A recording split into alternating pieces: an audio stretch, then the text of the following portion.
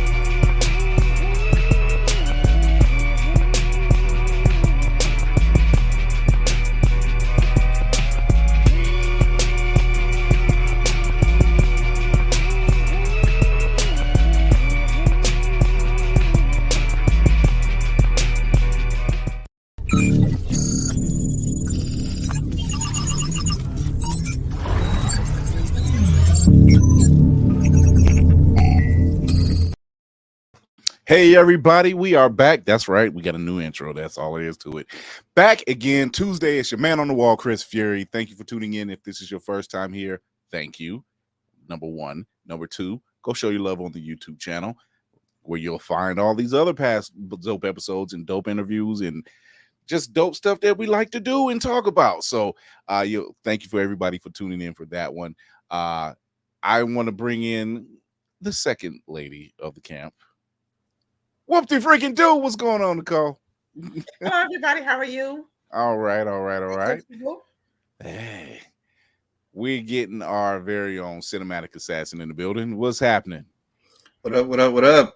This camera's not cameraing properly. It's all good though. We're gonna make it work. I was fiddling with mine before coming on. I'm like, yo, I don't like the way that's sitting. So there it is. So, but what's been going on with you guys? Typical consuming content, reading books, enjoying everything that nerddom has to offer right now. Ooh. And it's What's offering that? a lot. You know what? You hiding something, man. So I'm gonna put you up front real quick. Before, let's get the rest of the crew in.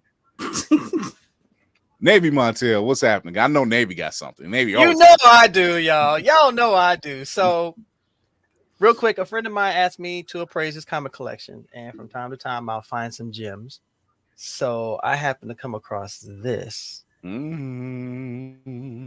the San Diego Comic-Con comic number 2. This is the first appearance of Hellboy. That's always a plus. That is always the plus. I put it over there. It's been great, man. I'm telling you, this has been a wonderful week for comics, especially vintage comics and everything. So get into y'all's comics and shit and stuff and blah, blah. Okay. Right. As the beer turns. Yes. Let's get our engineer in here. What's going on, Spartan? Hey, everybody. What's up, dude? Reverend? How are you? the Reverend Navy, Reverend Reverend Navy Navy? of the blurred church down by the riverside with the white rock and the picket fence. Our second lady, second Sunday, those of the Blurred Table Tabernacle and Choir Incorporated. Yeah, all that as well. Hmm. So, yeah, I can't with you, man. it's so I think everybody has a little something. But before we get to that, I want to bring in our special guest tonight. Our special guest tonight, Kuma Alexander. He is doing a bunch of 3D animation, and he's showing what it's like to create your own from Nerdy Bear Studios. Kuma Alexander, what's going on, my guy? Nephew, what's up, man? What's going on, family? How y'all doing? Let's give you the proper applause here. Let's use that in here. All right, so, love it. Man, he been rocking since day one, man. This is one of my favorite people, y'all. For real. This is one of my favorite people. I've been seeing a lot of your work. And one thing I love is when we create, it's all stink face. I've seen like yo, and then I look at people who have more than, and I'm just like, you see, it's not hard. Mm-hmm. You're just being cheap.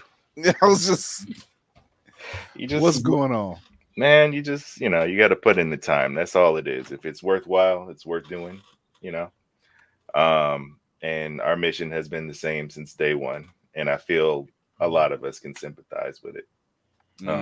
Seeing us in a space that we love, it gets no easier than that. So I took up the mantle to put us in video games and animation. So let's talk about the video games. Okay. All right. What? So what made you start doing this? What made you start wanting to do video games? Funny enough, I'm literally in that generation where video games took the plummet and then came back hard. The industry crashed, and I seen pretty much what video games could be, and I fell in love with it at an early age. A little bit of an obsession, I will say. And when I started, I started like everybody else, playing Mario, playing Sonic, and the usual, the OGs. And every story that I picked up didn't have us in it, didn't have our stories, right? And then as I grew up, I started seeing us being implemented, but like I would side eye it because I would be like, oh man, them braids ain't right, or like that story, like what are we doing? So when I went to college, I was like, I'm gonna become a software engineer and take it from there. I think that's what always happens is you see a need, and that need is obviously seeing yourself in multitudes of genres, right? Whether it's television, film, gaming, books, it just feels good to be seen, right? And no one wants to, we're not side-eyeing any other people or anything like that. It's just, we need to see ourselves. Exactly. And, and it can't always come from the big houses because, the complaint has always been, well, why did they do this character this way or that way? And it's like, sometimes you just have to create your own world and put your own characters and likenesses in that world in order to really be seen. Right. So that's been the mission since day one, is like, let me build my community how I see it. Let me show you this beauty, because I promise you it ain't nothing you ever seen before. So I love the confidence. Oh yeah. I'm in full Delulu. Like it is what it is. It is what it is. Like I said, full Delulu. No, it's all there, baby. It ain't nothing delusional about it. So I got a couple of the pieces that you have, but one of the ones that kind of caught my eye was this one. Yeah. Nice. Yeah. Okay. Yeah. So this is the pack draft card, right? So tell us about the characters we're looking at. Yeah, so this is from the demo that'll be out in May for our first production. The pack. The pack runs Amsterdam. Amsterdam is this fictional city that I've drafted. That is it's an amalgamation of the physical city of Amsterdam. I fell in love with the city once I visited it, but the spirit of the Harlem Renaissance. So every production we I do like it. has an injection of like Black culture, Black history, Black events, and even some of the characters are based on real life heroes. She's right. I love She's right. I love From it. across the ether, she comes. We got to move like this in 2024. It's Delulu until it's real, right? Right. But Amsterdam came literally. I had the stories. Most of these stories I wrote since I was a little boy, and then my writer's room took it, cleaned it up, based on a vision that I had. And when I came up with Amsterdam, I was heavy in the detective noir mindset, and I wanted to create a Black detective noir story based on this fictional city. So the pack, those 9 are actually the main antagonists. The middle being Dutch, who is off a Loa, an actual Loa, a story of Loa, Uncle Mike. So most of these cameras are crazy. Yeah. Most of these are based on some sort of folktale or something that's been passed down, and it's pretty much based on like real life people. Babyface down there in the bottom right is based on a combination of Ella Fitzgerald and Etta James. We even have a song from our in-house composer that has sung that. Most of the people that in these games, like when you see the 3D models, they're based after who they look like. I wanted to take the image, the voices, again, of our community, of our people, and put them into these games. So these were kind of the first draft, early concept ideas, and I gotta just to give say, you an idea. I that caught my eye so fast when you got them sent to me, and I'm like, I like these. It's given originality, man. Yeah. And don't get me wrong, we do love main house stuff. It's fine. It's what got us into all of this.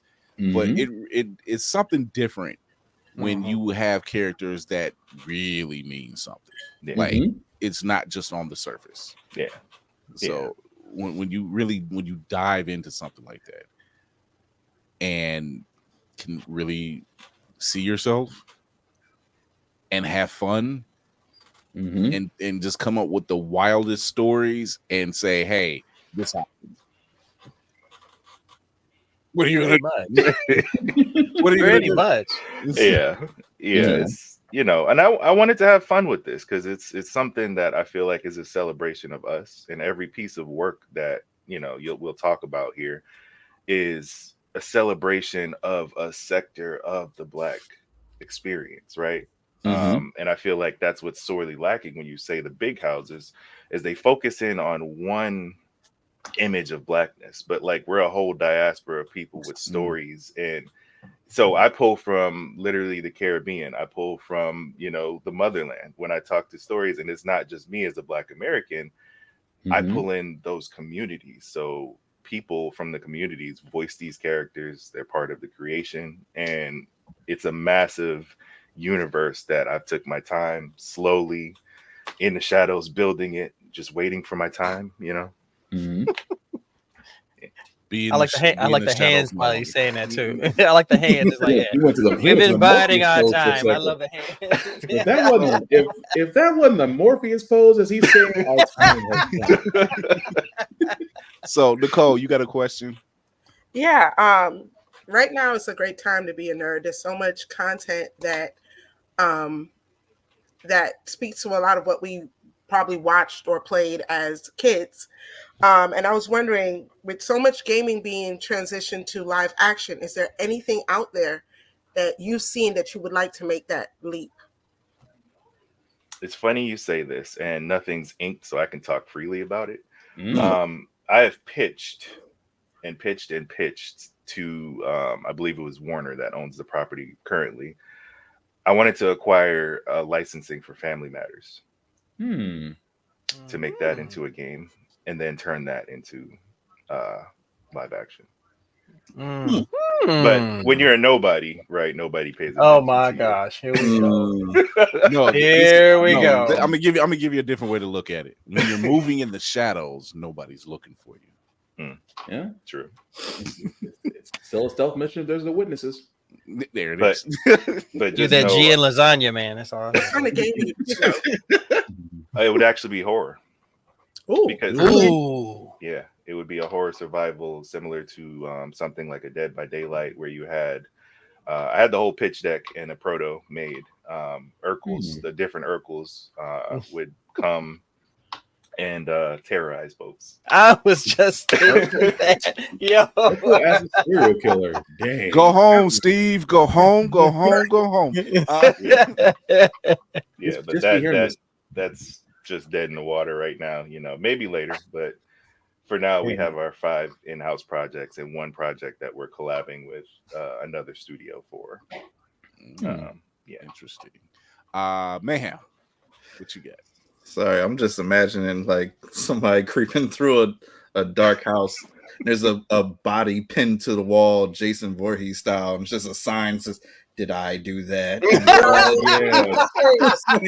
literally beat get me out of by my half a hand, second.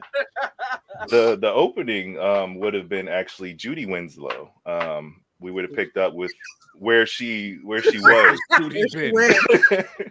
She went upstairs and never came back. She finally came down. You know where she went now. Yeah. So, but that is what it is.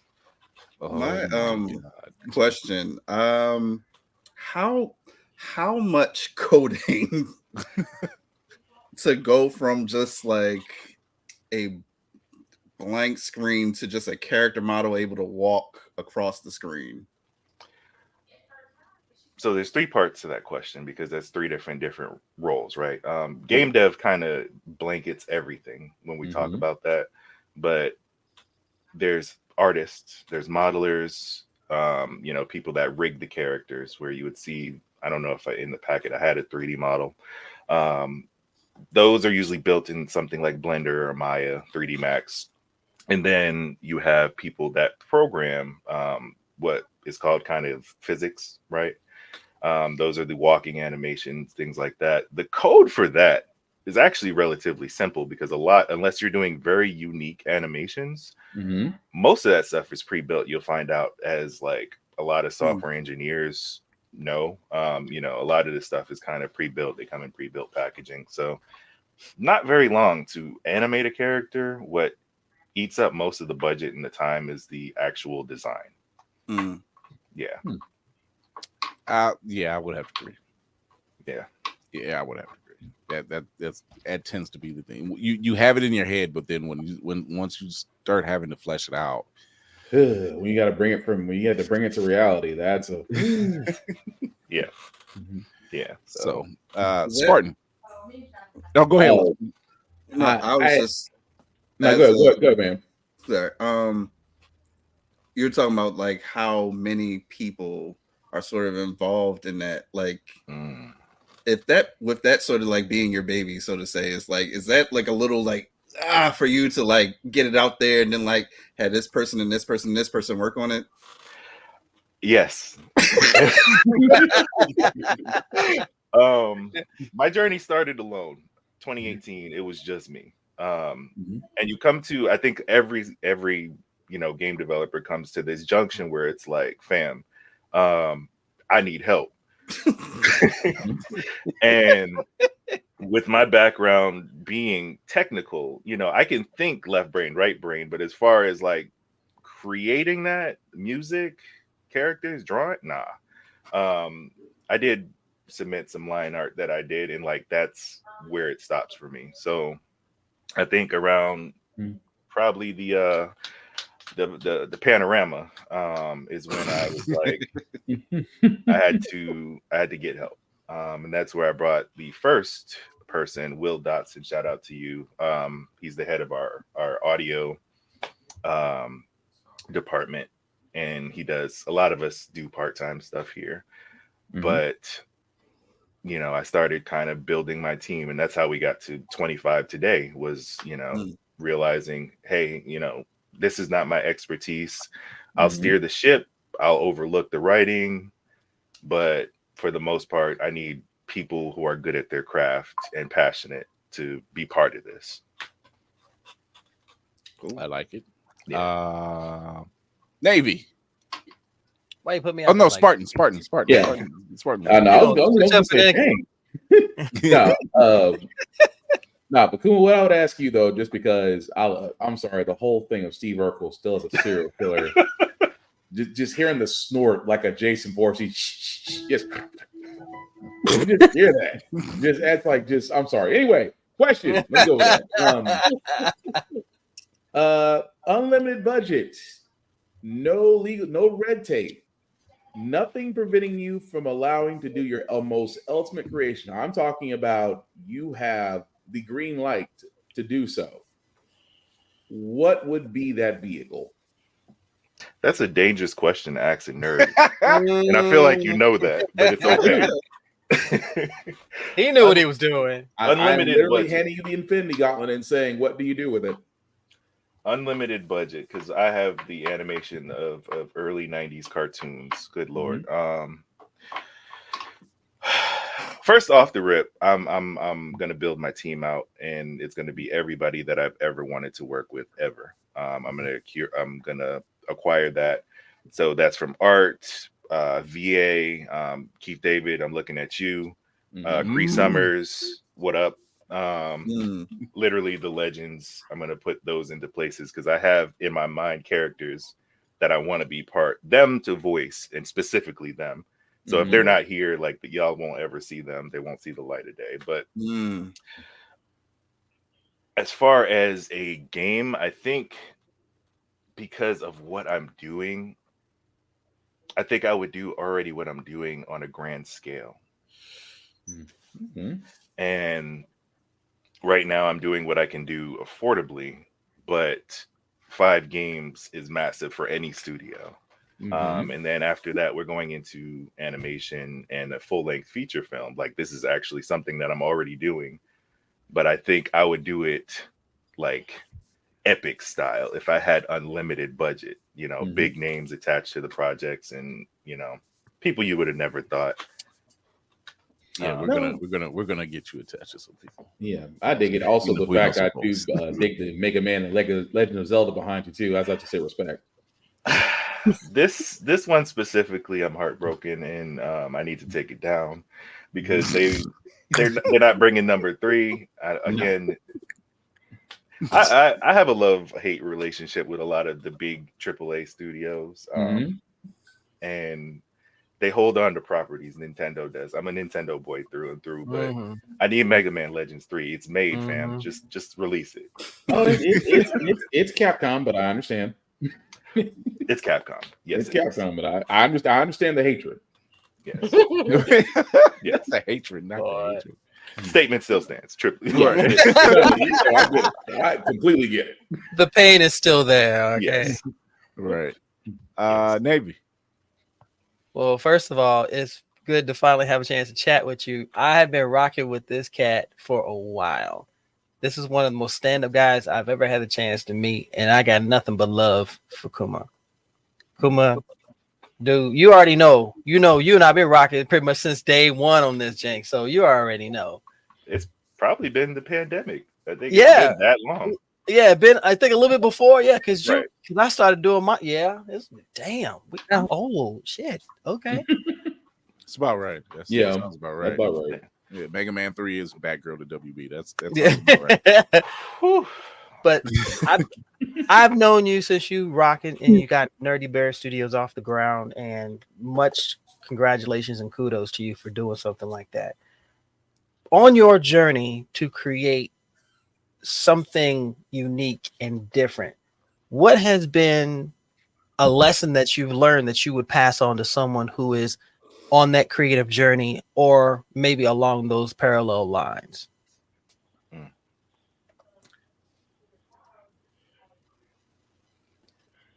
it's twofold. So the first part would be stay focused. Mhm. And I bring this up because I think some of the time that you knew me, I was doing my podcast. It was kind of a Yep. side thing, Melanated Velma. Yep. Which I'm You still know, a fan of, by the way.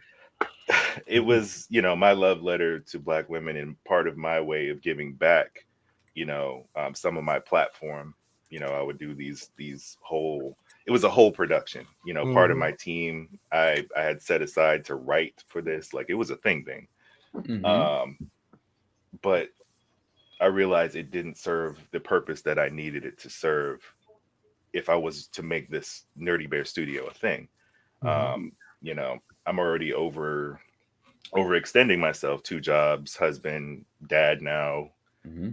You know, that was just another thing that was pulling away from me getting this done. And had I talked to myself then, I would have said, stay focused. You know, it's something I love doing. And I, you know, if I had the time, I would pick it up, but there's only one of me. And I realized not everybody has access to a clone machine or a DeLorean, let alone a TARDIS. That makes it rough. Look, stay out of my head, okay?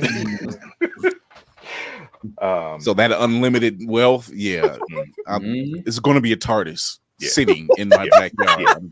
I'm just saying. Mhm. time travel is rough. I don't know if I could deal with 2 of me because I'd be sick of me sometimes. So I'm just leaving notes. I'm like, whatever you do, don't cross. You already know why. Just do this thing and whatever. fair enough. Stay focused is part 1, and then part 2 is believe in yourself. Yes. Believe in yourself. There's nothing too crazy, and people will give you freely advice trying to talk you out of whatever you got going on, but you know what you're talking about. Yep. What's with the hat, Will?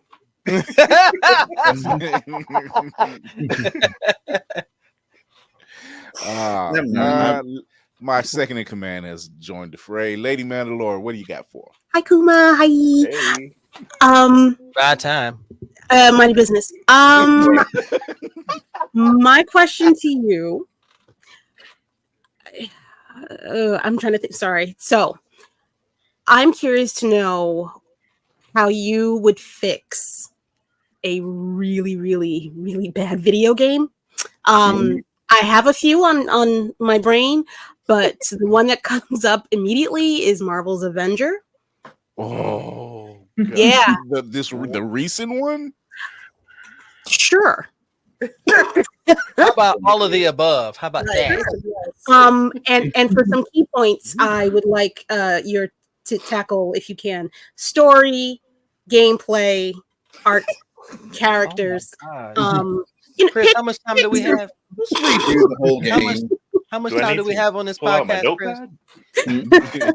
This is What, where you whatever you like, from. sir. Do I need I'll to get try another to snack? do this as concise as I can, but as unspoken in the industry, you know, from dev to dev, we try to make it a habit of not talking bad of other people's work. But I will say, I'm just asking what you do to Wait, make I love us. If it ain't us, Black Twitter, I love us so much. That was the smoothest, however, comma you will ever hear on the airwaves. Okay. It's today's word of you ain't heard that from me. That's the new version. One, I think we don't have people that respect the source material enough. So I would consult. Me not being a comic head, games are kind of my realm. Me not being a comic head, I would build a team of people with proven knowledge first to consult them on, like, okay, this is the story that I have in mind. These are my storylines that I want to follow with the Avengers. How can we branch this into like a trilogy? Because everybody loves trilogies, right? Yeah. And go from there. Like, it's the same way I'm doing my studio now, building people who are experts in those in those realms. I would find people who inspire me as far as artists. You know, when I look at like different cover art from old school comics, you know, I would pull in, see if those people are available. If not, some of their proteges that inspired them, and I would build a team first. That's off rip. It's okay. I don't want to go too much. Okay. I'm trying to go kitty gloves because I know some of these people as mutuals. So like, okay, that's understandable. Understood. Okay, all right, well, Completely fair. Your question's always trying to get somebody fired. well, I'm the boss, so I can't get fired. But I get it though. You just How big is that trap hole? relationships Okay. but I'm gonna always be truthful. There's one thing about me. I'm gonna tell the truth. I would say stick to the source material as a blanket statement. Artwork, find people that are actually good at their craft. We go for the bottom dollar often in this industry, and you know, I'll leave that there. But Okay, so I'll try to make it a little less painful-ish, or No, she who won't. are you talking about, motherfucker-ish? No, she won't. I would say that I would put the majority of the blame on the higher ups, not the devs, because the higher ups are going to say, "Well, I don't understand. I don't get it. How come we're doing this? Why can't we just make it simpler? I don't understand. I wouldn't want to play it like this." Nobody's asking you. Nobody's asking you. On that, we see eye to eye. Yeah. I think it always starts top to bottom, especially in this industry. And more often than not, like none of these people is reading the source material. You ask them the difference between, Iron Man, War Machine, and what's his name, Exo Man of War. Yeah, Oh, yeah. and they couldn't point the difference. It's just a man in a suit, right? But I think people that love the craft is the way to go. Yep, that's also true. She hit the nail on the head. How do you chase that Fortnite microtransaction money? Yes. So I want to show one of your games, which is, I'm just looking and I'm like, it's when you say Nintendo guy, and I'm like, that's just exactly what I get from this. Yes. From just visual right here. Yes. So that was an online screenshot. I was playing with my lead programmer down in Mexico. This is pretty much in Amsterdam. There's a story mode, like the 1-player or 2-player co-op. And then you have the online kind of party, Mario Party, Mario Kart-esque, kind of shenanigans. And this character specifically here is one of the people that kicked off Amsterdam in a bank robbery scene where they're heisting a combination bank art museum. And they're taking the art. Yeah, it's wild. It's literally, I wanted to lean into that like early comic book Roger Rabbit-esque-ness of detective noir, because I want people to have fun with this. So the cell shading, the colorful, strong colors is something that I wanted to focus on. Yeah, so that's pretty much what we have in the scene. It's just a screenshot of the multiplayer. It's that type of stuff, because this is just I seen some of the play, and I'm like, this just looks fun. Yeah, and we need to see a lot of that because we don't. Yeah. The cover art for Animal Planet. Yes. Which I love. I love this concept. Yes. This is our darkest title. This is our darkest title. Games 1 and 4 are tied closely. They're on the same planet, Animal Planet. And I chose to make the characters anthropomorphic for a reason.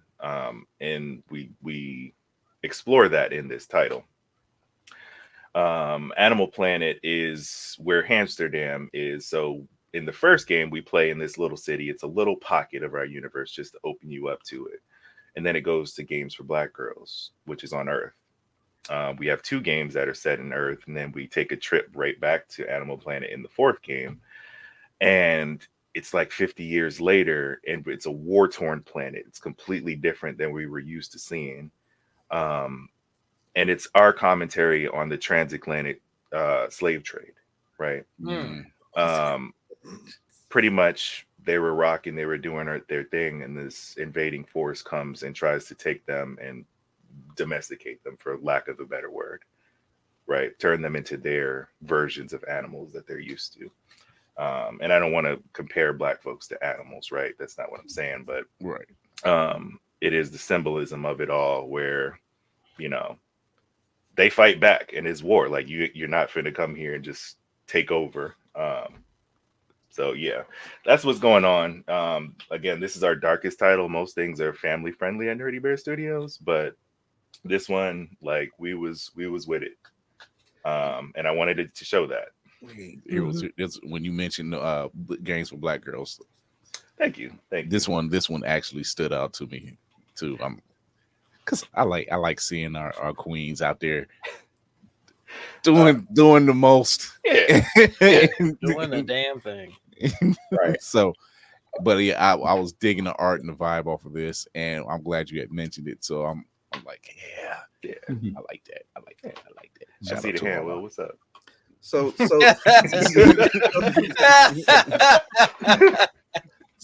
the Slave Rebellion gun hippo, that's not a comic I can read right now. That's not. Look, and this is an Lord, SOS here we player. go.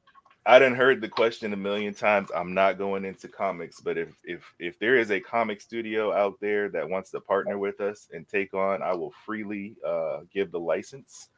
Just share the profits, rev share. Literally, the concepts are made. You know, the story is written, but like I'm just, I mean, it ain't like we don't know quite a few. Oh, I personally know some, but we just never had that conversation. So Sovereign, Concrete, come on, Midnight. y'all. Midnight's on our panel on MomoCon. Like, you know, love Tachi and Lloyd. So E3, come on now. Come on. Like we got quite a. But I get that a lot. I get that question a lot. Is it going to be a comic book, a graphic novel? And friends, I don't have the time. I don't. Sometimes you got to pick your battles, man. I already know it's just like, do I let this go or not? And just wait. So some of the other promotional art you sent me was like just some of these. Really, I want that on a hoodie. Ooh. I want that on a hoodie. Oh my God. Okay. Hear me out. Listen, here we go. Here we go. Maybe later. Never mind. Oh, it's too late now. You didn't open the bag. No, open the bag. I know you drew this, but this would be fire as an Ozzy the Virus. I have to correct that. Yes, Shout out sir. to my art, my art team. You like Nerdy Bear, like yes, you. Okay. Yeah. Yeah. Ozzy the Virus that'd be a pretty bitch.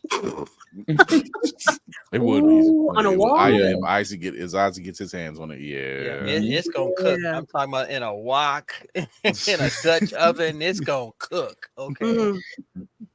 Yeah, that was a character from Animal Planet. Again, they're anthropomorphic, and they can go between animal and human form. So yeah, you'll see that a lot where you'll see a character, like for example, in Amsterdam, the main character is Detective Fatback. I'm on board. I love that already. I'm on board. I love that you already. Gave the name Detective Fatback. Detective I'm on board. Fatback. Yeah, there's two co-protagonists. It's Fatback and Collard Greens. I knew you were gonna say that. Yeah, Peggy Collard Greens is the player 2. I love it. Far if you don't clip this, you're fired. Okay. I don't know if I gave you a picture of Peggy, but she has the 1950s outfit on with the little pig ears, and you had a lot of people. Let me see. You said the pig ears. Let me check in. Fatback and collard greens. Fatback and collard greens. Why does that sound like a 70s buddy cop show that never got here? Fatback and collard greens. Like, you can't be real. Are you serious? They were like, no. That's if they remade Bullet Train, but did it here? No, I don't. Lord. You can hear the narrator solve the crime in half a dime. Fatback and collard greens. Fatback and collard greens. They got Slim and Twitch beats. Played Groove Line by a Heat Wave in the background somewhere as you see him running up the street. Sam and Max. It does give Sam and Max vibes. Mm-hmm. Said it gives Sam and Max vibes. Yeah. For those who don't know, that was the 90s. Mm-hmm. That's why. I require you to revisit those years. Those were good years. Speaking of which, Good times. In the 90s. Let's see what you did there. Nice. Nice segue. Yeah, It's a gift. It's a gift. So I this love is that. the conclusion to our universe. We skipped over connectivity, but it's fine. Because this one is my favorite. I'm gonna be honest. Final Fantasy, it's no mystery. Final Fantasy VII specifically is my favorite game of all time. Respect. So I had to make an RPG and a black RPG that was set in what I consider one of the greatest time to be black, the 90s. The culture. This is true. Right. There was an Explosion. explosion. Fashion. Come on now. Yeah. So everything comes to a head. We've gone through this journey in our universe. When you start out, 40s, 50s in Amsterdam, this finishes in the 90s to present day. And you have everybody joining together, the main protagonists of each game, minus one from Animal Planet. And I won't spoil it, but still trying rebirth. He's stuck at the beach for Reasons. Really, Tafari? Reasons? I hear Philip Bailey in my back and in my head right now. So Is it a cup full of reasons? So the fact that you are just branching out in just various forms, it makes one wonder, could you see this as an animation, just like straight out series? Well, yeah, we're actually doing animation. We have 2 projects that are part of our development cycle. Do you have this whole plan is like a 10 to 12 year plan. Oh God, yeah. Oh, the work is being put in. Yeah. Yeah. That's Games the J for Black Michael thing. Girls. Yeah, he's got the stretch going. Yeah. Games for Black Girls will be a children's animated series that we have already drafted and want to. We're in talks with Blurred Station, which I know we're all familiar with. Yes. I've heard of them. We exclusively would like to launch with them when it comes time to launch that, because we're focused on the games first, Right. but the timeline goes 2 games, 1 animation. So Amsterdam, Games for Black Girls, and then the Games for Black Girls cartoon. Then we go on to finish the game, and in the 90s will be a full-length feature film. It'll be animated.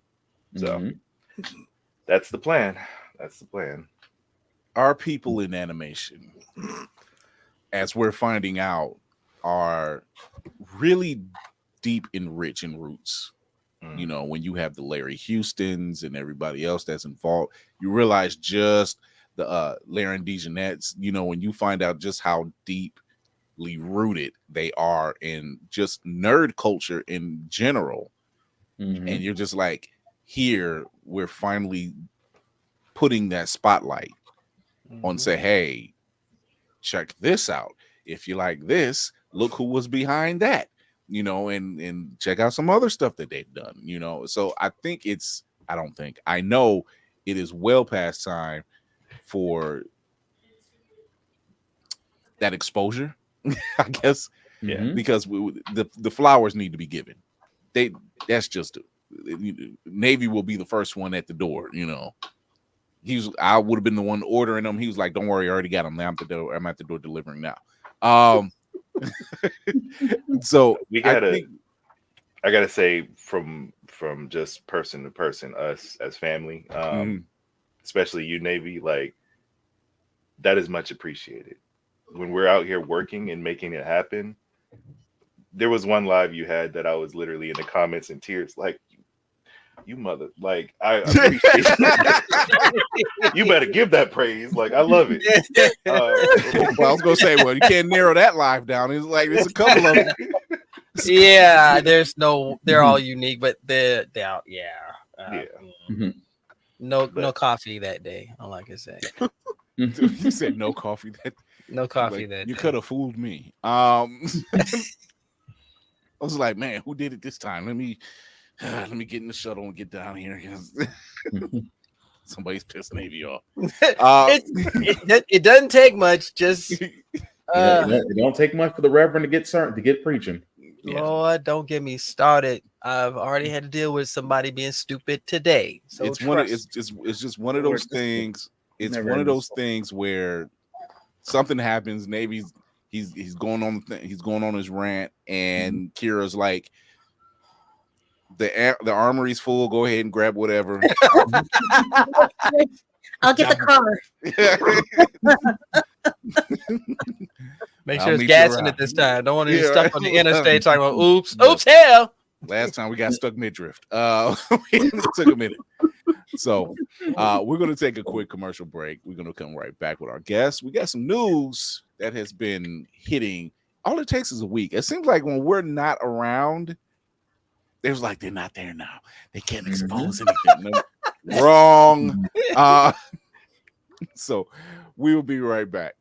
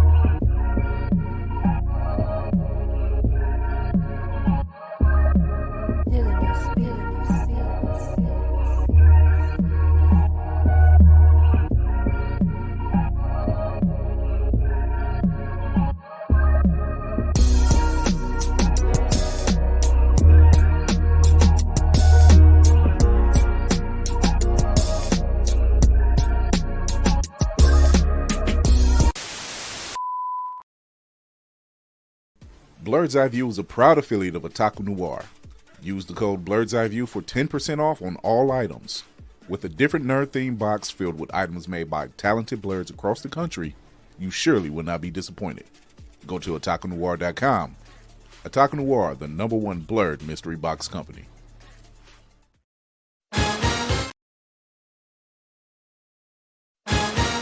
This just in. Feeling groggy in the morning? Coffee just can't give you that pep in the step that you're looking for? Try Pop Starts for that great get up and go that adults need. Pop Starts has the vitamin and nutrients that only grown-ups can partake in, and with flavors such as tossed salad and scrambled eggs, and Jack Daniels and Bud Light flavors to start your day or end it. There's nothing better to wake up to unless you count that depressing cubicle job. Well, anyway, try Pop Starts today. Pop Starts is not part of the Kellogg's Corporation. Pop Starts could give you diarrhea. Pop Starts are not found in your local grocery store.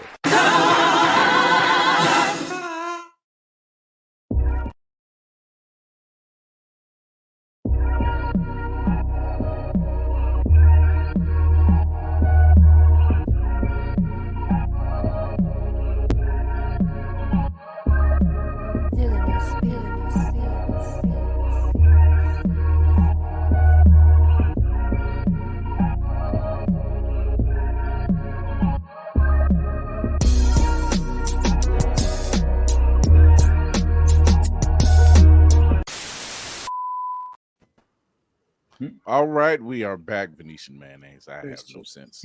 Venetian man. Wow. I don't know where I come up with this stuff. I just do. We are back. Mayonnaise is crazy. Yeah, Venetian mayonnaise is crazy. So we've got some news that's been dropping.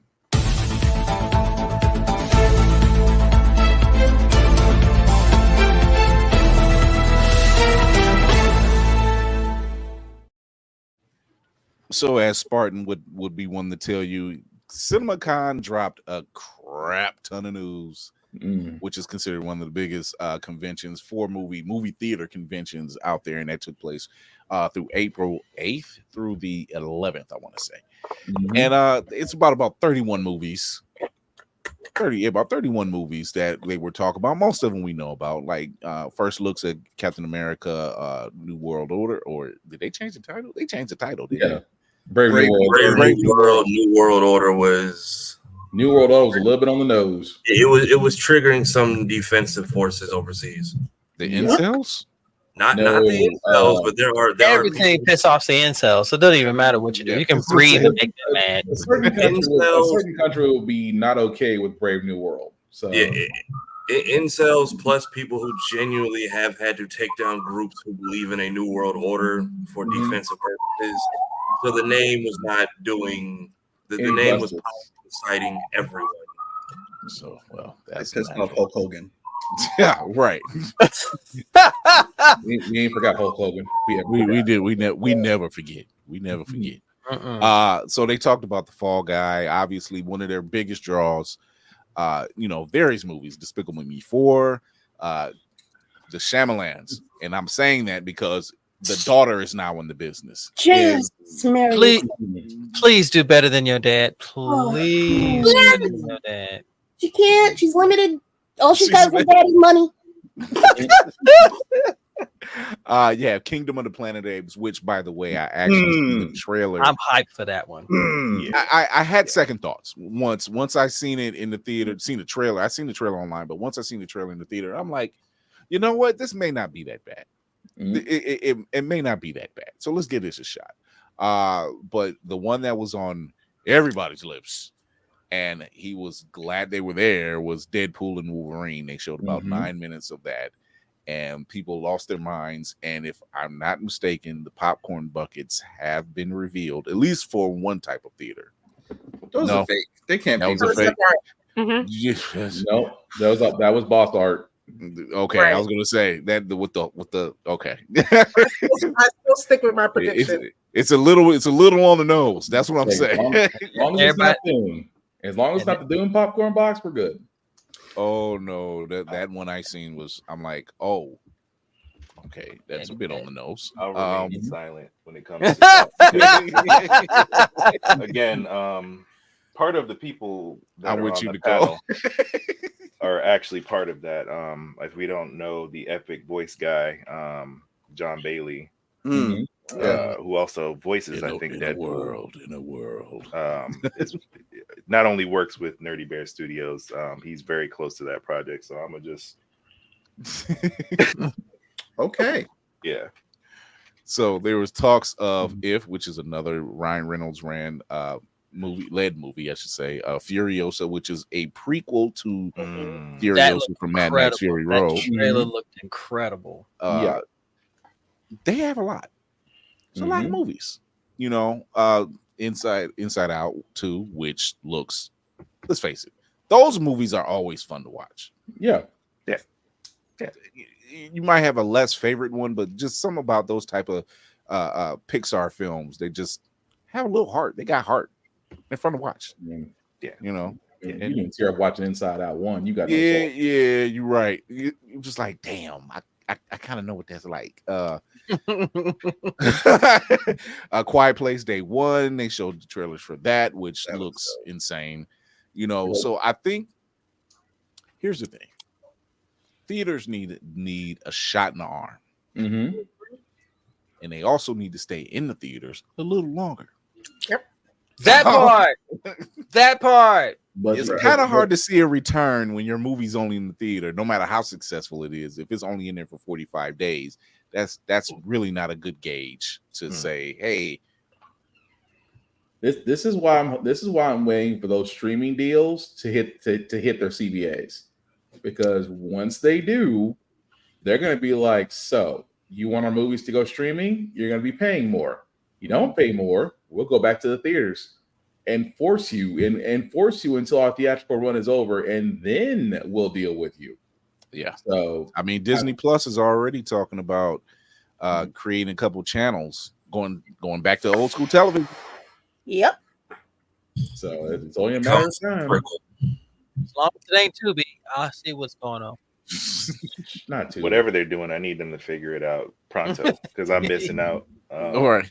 I missed out on Godzilla. No, on you can still go see it. No, You can not still go Kong. see it. Not Kong. Godzilla Action. Yes. Oh, okay, the other one. And we can't watch it anywhere because of the they're all the red battle. They're within battlings. Right. Yeah, I missed Doom Part 2, so I'm mad about that because I love Part 1. I wanted to see that. I managed to actually go see Godzilla and Kong Frozen Empire, and when I say this is really good, I'm always doing like this. I'm like, this should be this damn good. The one I missed out on was 01. Yeah, minus one. Minus one. I saw the new Empire though. Yeah, minus one. I think minus one was out longer than any of the other ones that are out right now. I think it was almost 2 months. It was actually. It was. Yeah. They still don't have their. They still have a Blu-ray release planned yet. Nope. Oh, because Japan is sitting there like, they released it and then they re-released it and they said, yeah, you can watch it in black and white. And I'm like, you guys just okay. Japan's holding that like an ace card in spades. Like, you gonna pay us, but we drop it. Yeah. So it's just good stuff. Beetlejuice, which is in September, I want to say. Yeah, September. So there's a couple of them that it's not as a heavy year as what we're used to, but there are some contenders. It's like, you know what, let's spread this out, and I'm grateful for that actually. Opposed to just like, all right, May is here, let's start dropping them, and it's like it's one every other 2 weeks. So I said, figure out your release dates, keep your movies in there a little longer, have fun with it. I miss the old days. Yeah. The olden days. I was the let's go to the movies crowd, right? Popcorn bucket and dancing soda, whatever it was. Yeah. Let's all go to the movies. Same. The drive-in. Yeah. It's like a remix version of the tune now on Hulu every time they get new movies. Right. Right. So I don't know. When it comes to movies, like, of course, I'm very much a nerd, and I'm going to watch everything you stated. But I'm specifically looking for the video game movie verse to take off. Speaking of which, Keanu Reeves, who has done no wrong in our eyes. As a matter of fact, him and Ryan Reynolds. Really, Kira? As a matter of fact, him and Ryan Reynolds and are pretty much neck and neck on being the white Jesus. The least problematic, if not problematic at all, people that's out there in Hollywood. But he will be voicing Shadow in the next Sonic the Hedgehog 3 film. And I'm just like, Keanu, you like this, don't you? You like playing this just tougher as nails, and Tafari had the most best explanation. I can't top it. I can't top what he said. I'm telling you, Maria is to Shadow what that dog is to John Wick. That's when the stick is getting pulled. I'm telling you, these kids, we've gotten 3 movies in 4 years. I get it, but if y'all are old enough to go see the first one, you got to be at least like 10 now. If not, blame your parents. But second he cocks the gat, I will scream like Cap getting the hammer in Endgame. And I'll do it by myself. I don't care. This movie you're not alone, because trust me, spoiler alert, seeing Beast at the end of the Marvels, I was just like, right. We're here now. And then somebody must have used chaos. He looked good. How did y'all leak everything in CinemaCon except this movie? Right. There was a whole fight scene apparently. Again, the same people that went after GTA, the GTA leaker. That's why you don't hear from them anymore. Yeah, that was such a small release, and the next you're just like, he was never heard from ever again. What? Somebody check on him. Check on Let somebody check. Meanwhile, he's in jail saying if I get out, I'll do it again. No, he ain't getting out. That's a you might as well just go ahead and start pulling a Shawshank Redemption on that one. You ain't getting Oh out. my God. That part. I can see that happening. Keanu has made this a great Christmas. the way you said that. You made him sound like Fleece Johnson of. And I do it again. Basically. You do this the easy way or the hard way? We are getting. I like you, and I want you. We're getting Keanu Reeves for Christmas, folks. Oh yeah, definitely. Yeah. So Marvel has had another round, apparently had a small round of layoffs.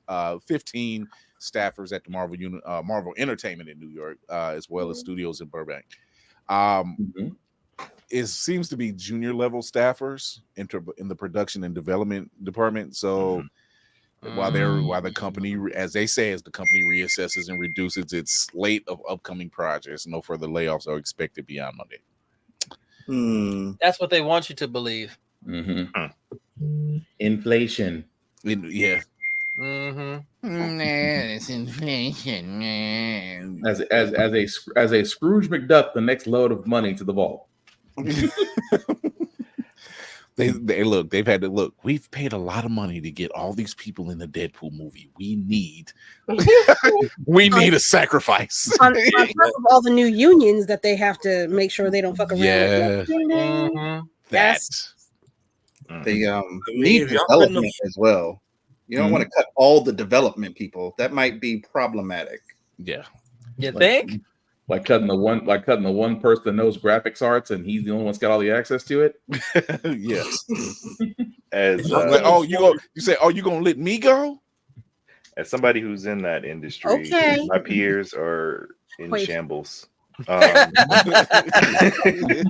I pray for them every day. Get these software developers and these people that are behind the scenes making it run. Just get them a sandwich, because they need help. I laugh, but I don't, because it's something that it came out of nowhere. Some of the biggest studios just having massive layoffs. To where you go on LinkedIn and it's just flooded of, hey, I'm so and so from Bethesda. I've been seeing it. I'm like, why are you guys? I'm worried. I've said don't it make once, me and I'll worried. say it again. A company is terrible when they get rid of the help but keep the executives. Right. If y'all couldn't afford to keep Bo and X-Men, just say that.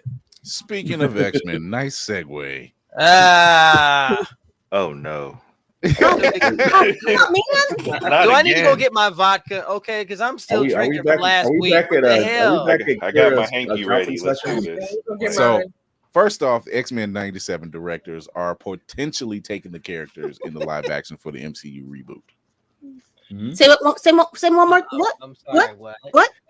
They are the directors of X-Men 97. Yeah. Are potentially taking the characters into live action for the MCU reboot. Specifically. Okay, can I say? But what about the right? Way too early to be excited because they have dropped the ball on this so many times. But it's different now. That's what they said the last few times.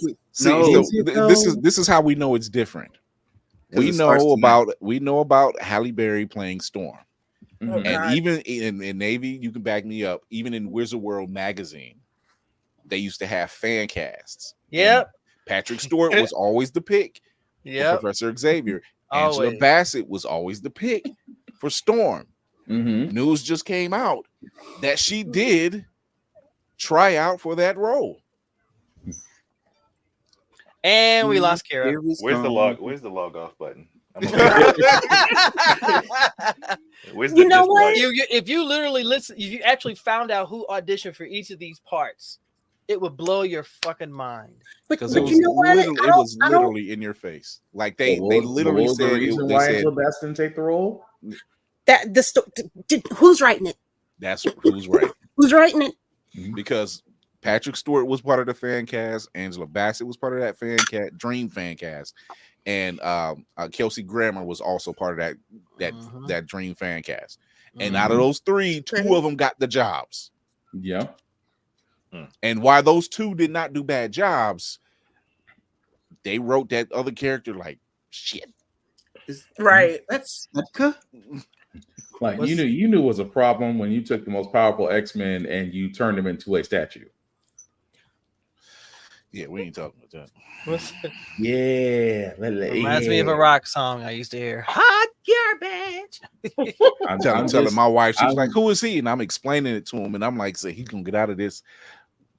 Damn, your mutant power is that you can survive anything, and you get turned into a McDonald's playpen statue. Right. Yeah. Survive everything except that. Exactly. So. No, so it's here's tequila, sir. So it's good tequila. That's why I'm sipping slow. That Don Julio Silver? No, this is Siete Leguas. I This thought is you some was other. So you know I thought you was Oh gonna my say God, Carolina. Logan, just go to bed. You fan? No, I'm not going to bed. You can't make me. I'm still thinking we could see a lot of the returning people from the OG's movies in Deadpool. Oh yeah, But- just like briefly.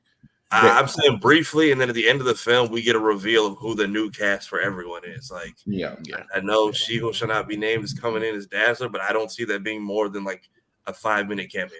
They're going to treat. I swear to God, they're going to treat that character like they do every version of that character in every animation of that character. Brief, done and done. But that's where I agree with Reverend Navy. We can't. It's too early. It's too early to get excited about it because we've seen what happens when they try to do live action X-Men. We have multiple examples. This is when I get excited.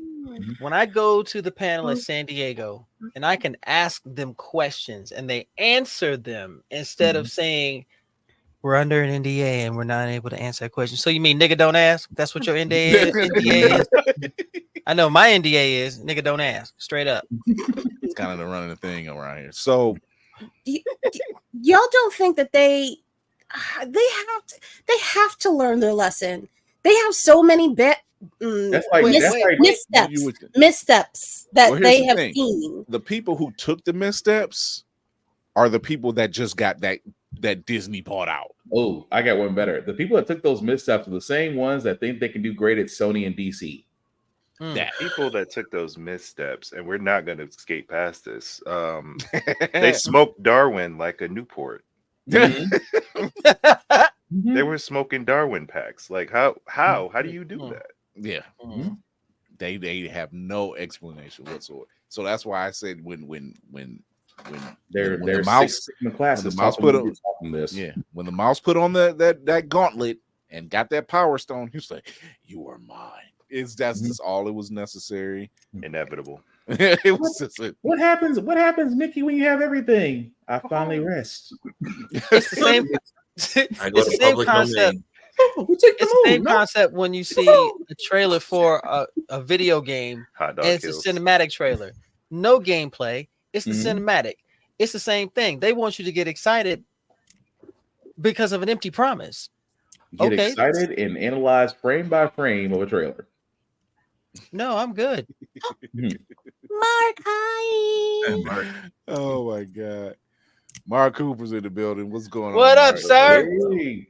Congratulations on that Kickstarter, sir. Yes. So hopefully though MCU is taking, I mean, I feel like Deadpool is a voice for not Ryan Reynolds in costume without the mask is voice enough for all of us. Yeah. And the fact that him, Feige, and Hugh used to basically read comics together saying, why don't they make movies out of this? It's like the three that they've tried to keep apart this whole. It's like the three kids they wouldn't let sit together in class finally just became teachers. They became teachers, and now they just the prisoners are running the yard basically. Can we say that Ryan Reynolds has saved us twice now? At a time when the world was in disarray, we finally got the answer to Deadpool 3. And then at the same time, he comes and saves us again by giving us a trailer making fun of his friend. He still owes us for Green Lantern. I give no forgiveness. I give no forgiveness. The fact that he acknowledges it, he was just like, I know I messed up. It was a misstep. It wasn't even. You can't blame him. He didn't have You're no welcome, reason. I blame him because they could have gave us Jon Stewart and they didn't. That's not his fault. Thank You know who you need to They blame. could have gave us Sojourner. I mean, you Thank you. I would have I mean, accepted okay. even the one Green Lantern I don't like. So Joe Malink could have been that's the our elephant Green in the Lantern. room. that's the elephant in the room. There's Joe Malink why could have won't they been our give Green these Lantern. black Yes. women roles, right? Why do we not have anything Vixen, right? We've been saying Not that to for get a on while. a soapbox, but Yeah, you're No. pretty We fire need, on that one. we need a Vixen past the DC Nail CW Monet. Vixen. We need something past that. When your highest rated streaming on CWC was Vixen, and yet you decide to give us Naomi, that says a lot.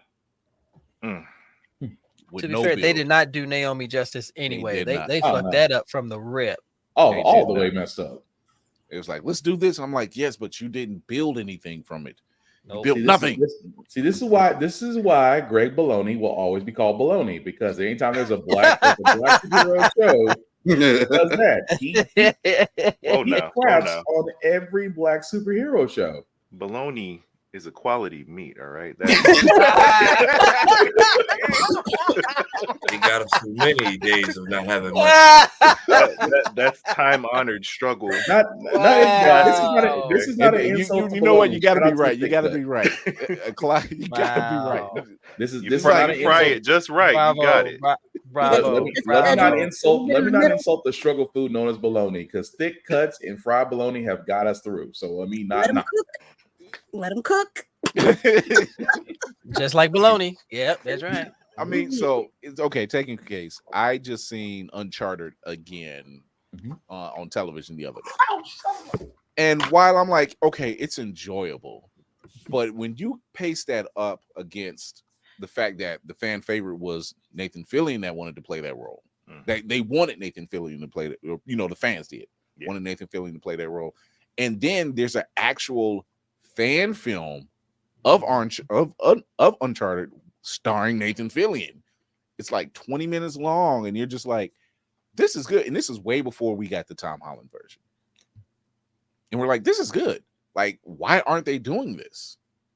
It's Nathan Fillion, like another Canadian. And again, he gave us a YouTube video where literally it's the greatest 10 minutes of an Uncharted episode that'll never happen, but should. Yeah. So it's just one of those things. I did love that franchise, though. I wish we have gotten that. But like I said, that version with Tom Holland isn't bad. It's just hard to see it when you're looking at Tom Holland and Mark Wahlberg. And I'm like, this is a weird pairing.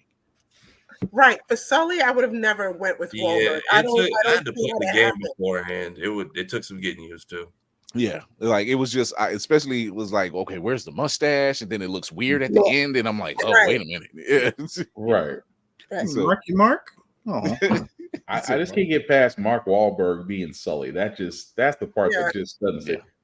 I just see him. I just still see him in every role he's played as the same person. Right. Take care of that one. All of our faces collectively, like I love us. Yes. That's what I'm talking about. The stuff we see, we're just like, what the hell? Like, what did I just see? We saw right. We saw it. So meanwhile, back on Genosha. Right. So, yes, so come on, man. I got you.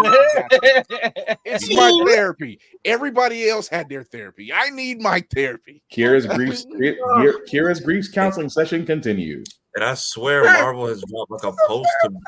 Marvel's dropped like a post every day since. Like, we know y'all are hooked, so let's just keep twisting the knife. So, and there's a bright side to this. Yeah, however you can look at it. I'm waiting for it. X-Men 97, episode 5. Remember it. Oh. Magneto once again dropping bars. We get to see Wakanda in the form of mutantdom. That's always good. We get the Watcher. Yes. We get Cable. We get a lot of callbacks because the previous Gambit voice actor is doing the voice of Cable. Mhm. But the moment Gambit pretty much tells Rogue, "Oh no, go be with him. You all right? Don't say nothing when he break your heart." Gambit knows all the stakes, and she went out there, did her little dance as with Ace of Base. "Happy Nation" is the song, which is fitting in itself because was the nation happy? Yes, they were. Despite $10 apples, they were still until the $10 apples came. Yes. So here's my Apples? here's my take. Here's my take on this. Sentinels come. This is how you know the X-Men, the X-Men themselves are that well trained that Gambit himself took out about 5 or 6 of them by himself. He took 3 at the same damn time and was like, "Here, take this." And I'm back on my Ducati. I got things to do.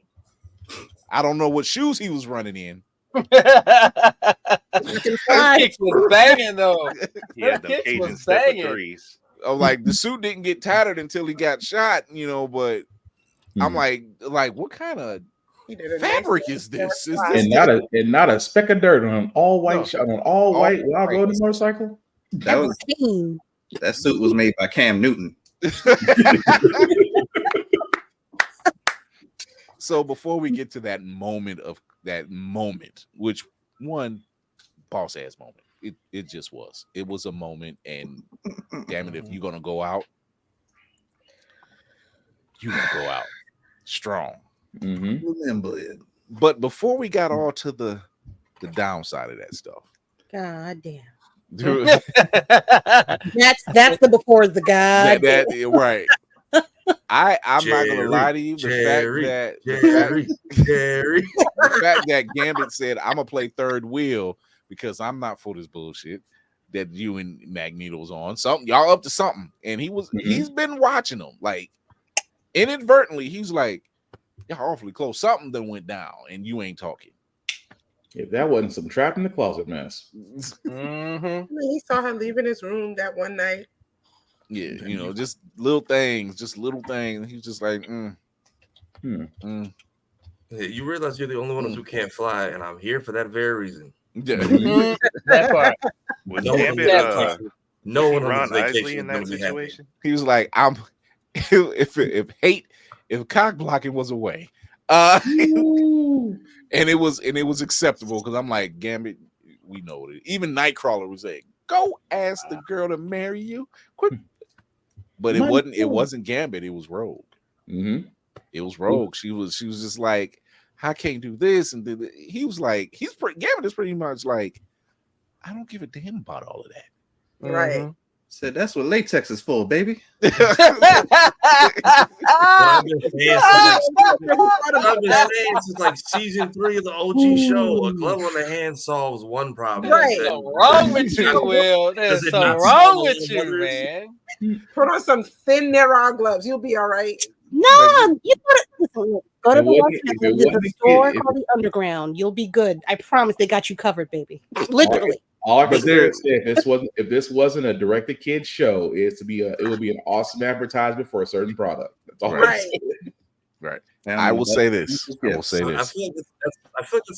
that's a joke for Morph. Just we haven't a touch for some reason. Like latex on the hand fixes a lot. Elsewhere doesn't fix it. I feel like you're gonna need a little bit more coverage. Just a tinge. I'm gonna wave at that one as it passes me by.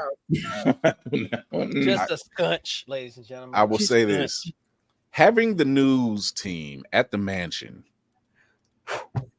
and we need to talk to HIPAA, because Run me my money. Why does this random white woman have my entire child's date of birth, his certificate, Man. probably a photocopy? If She I knows could who see, the doctor if I could see was. Scott's eyes, his eyes would have been like, "Motherfucker, what did you just say?" You know, it was. Mhm.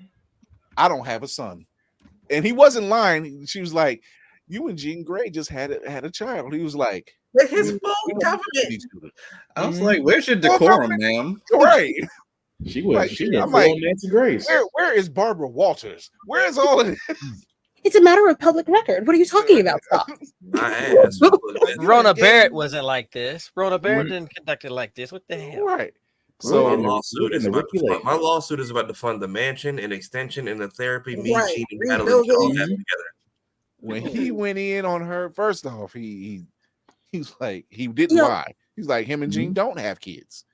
And They so he don't. didn't lie. Yes, It Kim was Kardashian didn't the lie. tone of the why lie, Scott, which would have set me right the fuck off. What She you got blasted. When he said when he went in on her, Hmm. he was like, "Thank God we're We're not like you." I said, Yeah. "That's that guy I was looking for." That was a little bit of Magneto. That was a little bit of that was about to be a Magneto speech out the bat. I was giving you flack back in the day. But I was waiting on them. I'm like waiting on them Nah. balls to drop, my brother. No, I'm about to say, yeah, that second one finally dropped, so it was great. It was like, Duke up, I can be an asshole. Yeah. Hmm. I'm like, I just wish Magneto was on the other side going, see? If Magneto had been there, he would have been standing back just like this. You should have said more. That's what he would have said. You left out a little something, but I like what you did. Hank would have been that dad who He takes was, his glasses definitely. off and pinches the horn of his nose like, Oh, well, he was already had. Yeah, he had that moment when yeah, I saw it. when him and Jean were actually arguing. He was just like, "Oh dear." Yeah, in front of the money, arguing in front of the money. Not in front of company now. Right. You couldn't wait till after they left the cheat. You had to do all this just now. Oh, the telepathic sneaky link. Yeah, and You you have heard to me pay attention. You have to pay attention to those details because when he's sitting on the bed and he's talking to Jean, it ain't Jean because Jean wears her hair in a ponytail. Mm-hmm. But did And you peep? Go ahead. Did you peep Emma's face though? Oh, Emma. Emma was, oof. Emma was Emma- like, "Oh, I done seen something. Okay, here we go." She's Emma like, "Oh, was- I was just out for a minute." Out indeed. Emma was front and center for Mute Maury right there because that was more important than the meeting. Mess. You can tell Emma Frost watches Zeus Network. It's like this is the messiest stuff that I'm here for. Oh my gosh, y'all. But Jean's pissed. It was like, what do you want this man to do? She's like, he said, she's the mother of my kid. She's the woman I married. It was like, well, how you gonna blame that on me? Bars. Right.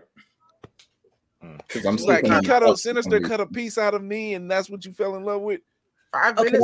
Well, yeah, I didn't know. If we're really being honest, that's telling me how loyal I am to you because it's still you, just with a different name. My thing you is, mad at me for loving you? your face. My thing is,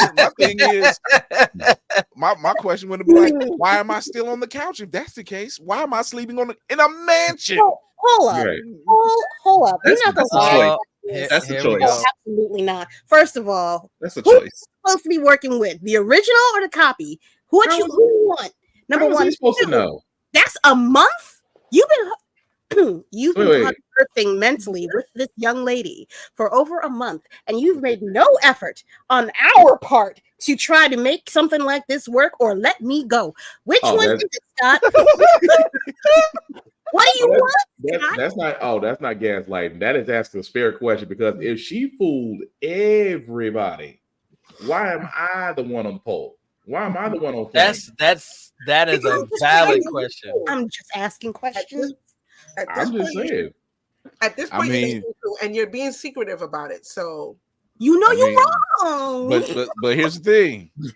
She wrong. You was out there. You out there messing around with water bubbles and everything, and then you kiss Logan. Even Logan was like, "Yo, hey, wait a minute, It's not too like much. this." So yeah, we just gonna sashay past the fact you kissed Logan because you was in your feelings, Drake.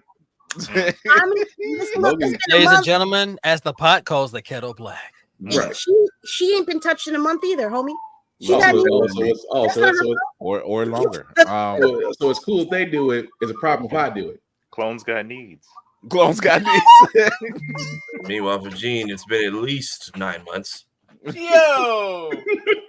I mean, it's like, what do you do with this information? So there's obviously now, number one, if you've seen the latest teaser for tomorrow's episode that was dropped by Marvel Entertainment, it is giving every bit Days of Our Lives. Right, I saw that. And I'm like, okay, I'm not going to see it. I'm going to wait till tomorrow morning. The marketing, because all they did was they showed a quick clip of tomorrow's episode, but then they showed all the other stuff that happened on episode 5 between Gene and Scott, and it was every bit your mama's and your grandmama's soap operas. It was they had the white fading around it and everything else. It was and passions. It was Days of Our Lives. All my children, as the world turns. General Hospital. All of it.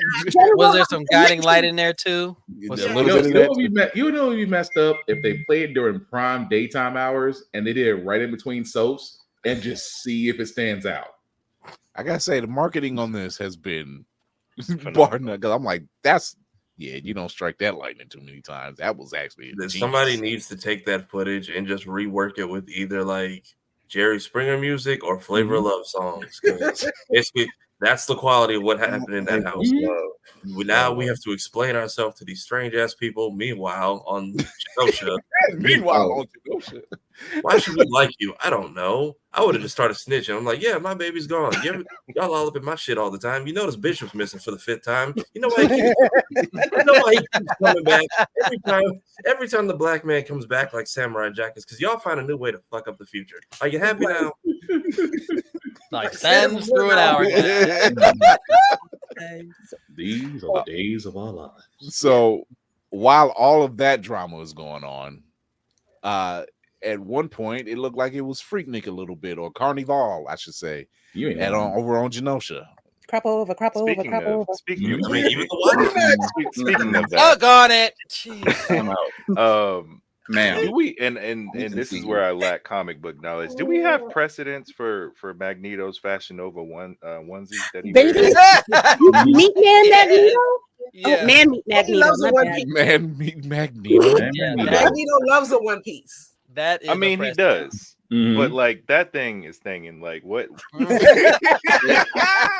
And like, is there precedent for this, or did they just decide to make him like bad? So baddie? he wears that during the trial of Magneto in the X-Men comics, but he doesn't have to continue wearing it. And I think he's doing it at this point. He's like, I know I got it, but I'm wearing it just to piss Gambit off.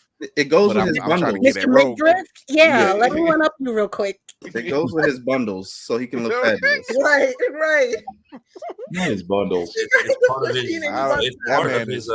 part of his sugar daddy decor. Like he got it on. House. He got it on. There is fan fiction being written right now. It's already been written. It's just being corrected right now. There's fan fiction being written about somewhere in the mansion. This ain't Texas is playing, and somebody's trying on new Fashion Nova Men's. There's fan fiction right now between Morph and Wolverine, between Magneto and Rogue and Gambit, between Jean, Cyclops and Wolverine. Okay, yeah, Cyclops, Wolverine, and Jean, or Madeline, whoever. It's like, people have been shipping them two for years. I'm like, would y'all stop? Like Wolverine, Scott, and Jean, that's the throuple. And I'm like, stop. Everybody's saying Gambit is so mature. I'm like, we can call him mature. It's just, he's better than me because I'm so angry. I'm flipping my own weapons into the fire, like out of rage. I mean, if someone is flicking explosive cards and you say they're calm, they're just considering how much bail money they need. Yeah, I heard Gambit was. Did he have any left by the time you said he was what? What'd you say? I heard Gambit was Drake with composure. Drake with compulsion. Wait, Nicole, what'd you say? I'm sorry, Whoopi. My bad. Wow. Yo, that's a clip. I'm just saying, you've been there all these years, and then Sugar Daddy show up and you lose. Like, you get to the island and you already got Genosha money. Where the hell that came from? Right. You know where that came from. Yeah. Been You know, there. Magneto was slipping on cash. You know he was. He was like, "Hey, go ahead. Let me get something for the roll real quick, baby girl. Go on. Go get yourself something from the mall, baby. It was just a slick. Would you be my mutant queen? And entitled, of course. I was like, entitled. This man had an end game from Jump Street. Like he had a whole. He was like, I got a whole statue in my honor, baby. You don't know. What does he got? He got flaming cards. I got a statue. They could have made me the king around here. So there's a lot that's going on this island, mind you. They actually showcased a lot of other known mutants. Boom Boom was there, Dazzler, Exodus, Blob, Pixie, Leech. Which shout out to Leech. I was looking for Artie. Callisto was there, so they had a lot of the known mutants that you normally see. I was surprised Boom Boom was there. I'm like, y'all just gonna show Meryl was there. Yep. So there's a few of them that keen eyes, you can catch them. However, that moment during the ball and Magneto and Rogue are doing their midair dance, right. After basically, I guess you could say Gambit was like, all right, you go your way, man. Just kind of go your way. Because go on, Shell. You know your heart is. Yeah. It was like he was basically like, look, I'm telling you, he gonna fuck up. And when he do, I'll be dead. Yeah. So when he do, I'll be at the bar with. I'll be at the bar. Right. Even Madeline. Even Madeline. Yup. Even Madeline was like, need a drink? Of course. Several. All of them. So they had their midair dance and a kiss, and even Gambit was like, you motherfucker. You raggedy bitch. I didn't think you somebody all the way through with it, Telling you, Dogtooth by Tyler the Creator is playing in that man's head at all times. Yeah. So prior to the dance itself, like right after that speech, after their talk, you get the visual of the night sky, and it very faintly you see the outline of the Watcher. And if you know anything about the Watu the Watcher, some shit's getting ready to go down. He shows up at the most intense moments. And here we are. Cable shows up. He's like, shut the music off. They're coming. What? Shut it off. Turn out the light. Turn that shit off. Shut it off. At which point he's just a fraction too late, like way too late. And and Madeline looks him in the eyes. He's just like, Nathan, yeah, that's your boy. You recognized the eyes, didn't you? And he says, I'm sorry, Mom, and body slides. Right. And that's when the shit hit the fan. Whoo! All right, let me go refill this cup real quick. Hold on. Yeah, drink over this one there. Alexa, play Bodies by Drowning Pool. Really? Let the bodies hit the floor. Now, yes, and the best part, she would have caught all of this if she had just been less focused on Scott, because natural disaster. Because when Kira pointed out the song, I went back and watched the first episode. It's the vision from the first episode. Hey, Lizzie. It's now I don't know if it's the entire island of Genosha or if it was just key point. It looked like it was just key moments. It was key points. It was the lower. What is it? I guess southeast. Closer to the. Yeah. It looked like it was closer to the shore or whatever, like the more inhabited areas. Closer to the harbor. Yeah. Toward the north to more populated areas, and I think further to the west where they were where they had a lot of their factories and things like that. So it was hitting a lot of key points. Yeah, it wasn't just mass destruction. Right. So here you have this. I don't want to say master mode, but you have this kaiju version of a Sentinel. That's It was not only living just, tribunal in metal form. yeah, Right. it was just dropping off Sentinels at the same damn time. At which point Magneto gets thrown, like it's destruction, immediate destruction. And the first thing Magneto says, I'll draw them away while you guys get them to the shores, or what do you say, to the gardens. To the gardens. Yeah. Gambit jumps on a Ducati. Akira slides. Akira slides and everything. Once again, I need to know what those shoes are that you're wearing, because Gambit, you got a hookup. I don't know. Is that those new? Is that those new dress sneakers? Is that what that is? You know, look like dress shoes, but these probably shoes that have a good grip for after party activities. If you don't make it back to the room. Oh, the lab. Here we go, ladies and gentlemen. He was fully planning to be Mr. Stereo Girl that night. He was fully planning on Mr. Stereo Girl activities, and then Rogue came to the room early and was like, about that. Feet planted firmly on the bed, ladies and gentlemen. Firmly on the bed. Not the grippy right shoes. But real talk, him and Rogue make a great team up. And as a matter of fact, him, Rogue, and Magneto made a great team up, taking care of business. You know, Magneto draws him away, Rogue does her thing, Gambit does his thing. They were fighting them off pretty well, but it was getting people to safety that was the issue, because it happened so fast and such a blink in the eye. Like, even those that was flying to this is where you see Meryl for a quick second. Get everybody to the garden. Wasn't that her and Banshee? That was all it. Yeah, Banshee. Yeah, Banshee was there at the table. I'm like, Banshee can't catch a break. But they were taking them down. Hollering. Yeah, exactly. He's like, this ain't the time to be screaming. No, this is the perfect time for you to be screaming. Right. But like I said, Gambit took out about 3 of them right there, you know, in style. Rogue takes out about 2 that I can count.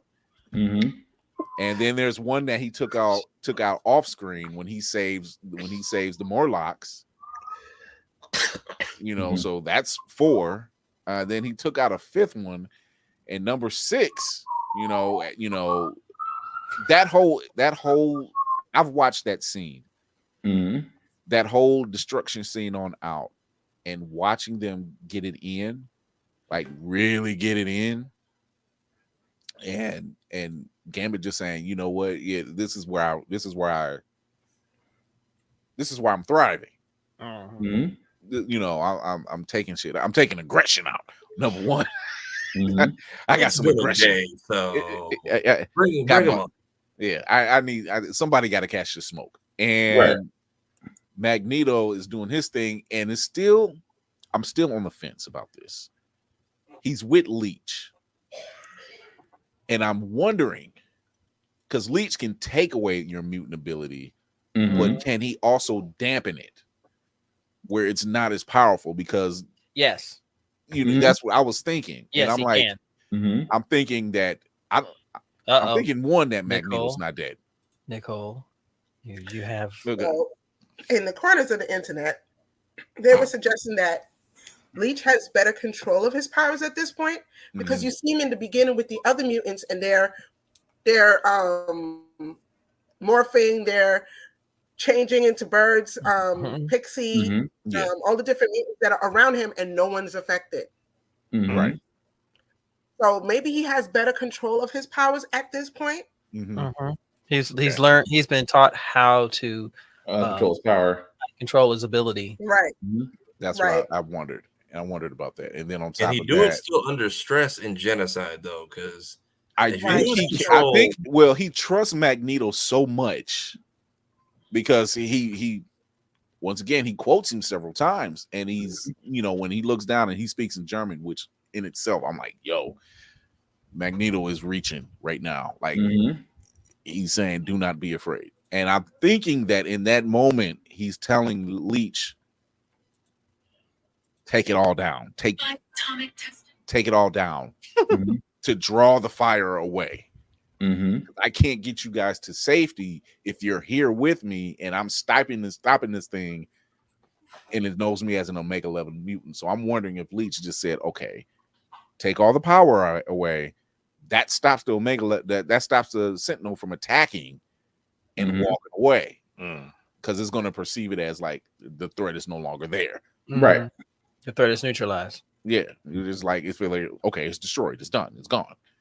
You know, unless it can't pick up its signature or heartbeat, it's not there anymore. So I'm wondering if that's what he was able to do. But in doing so, why he's keeping Rogue and Gambit at bay, keeping the Morlocks that was with him safe, fending off this dang old Sentinel. I'm like, yeah, this dude's a threat, but he's probably slightly depowered to going to fully depowered at that moment.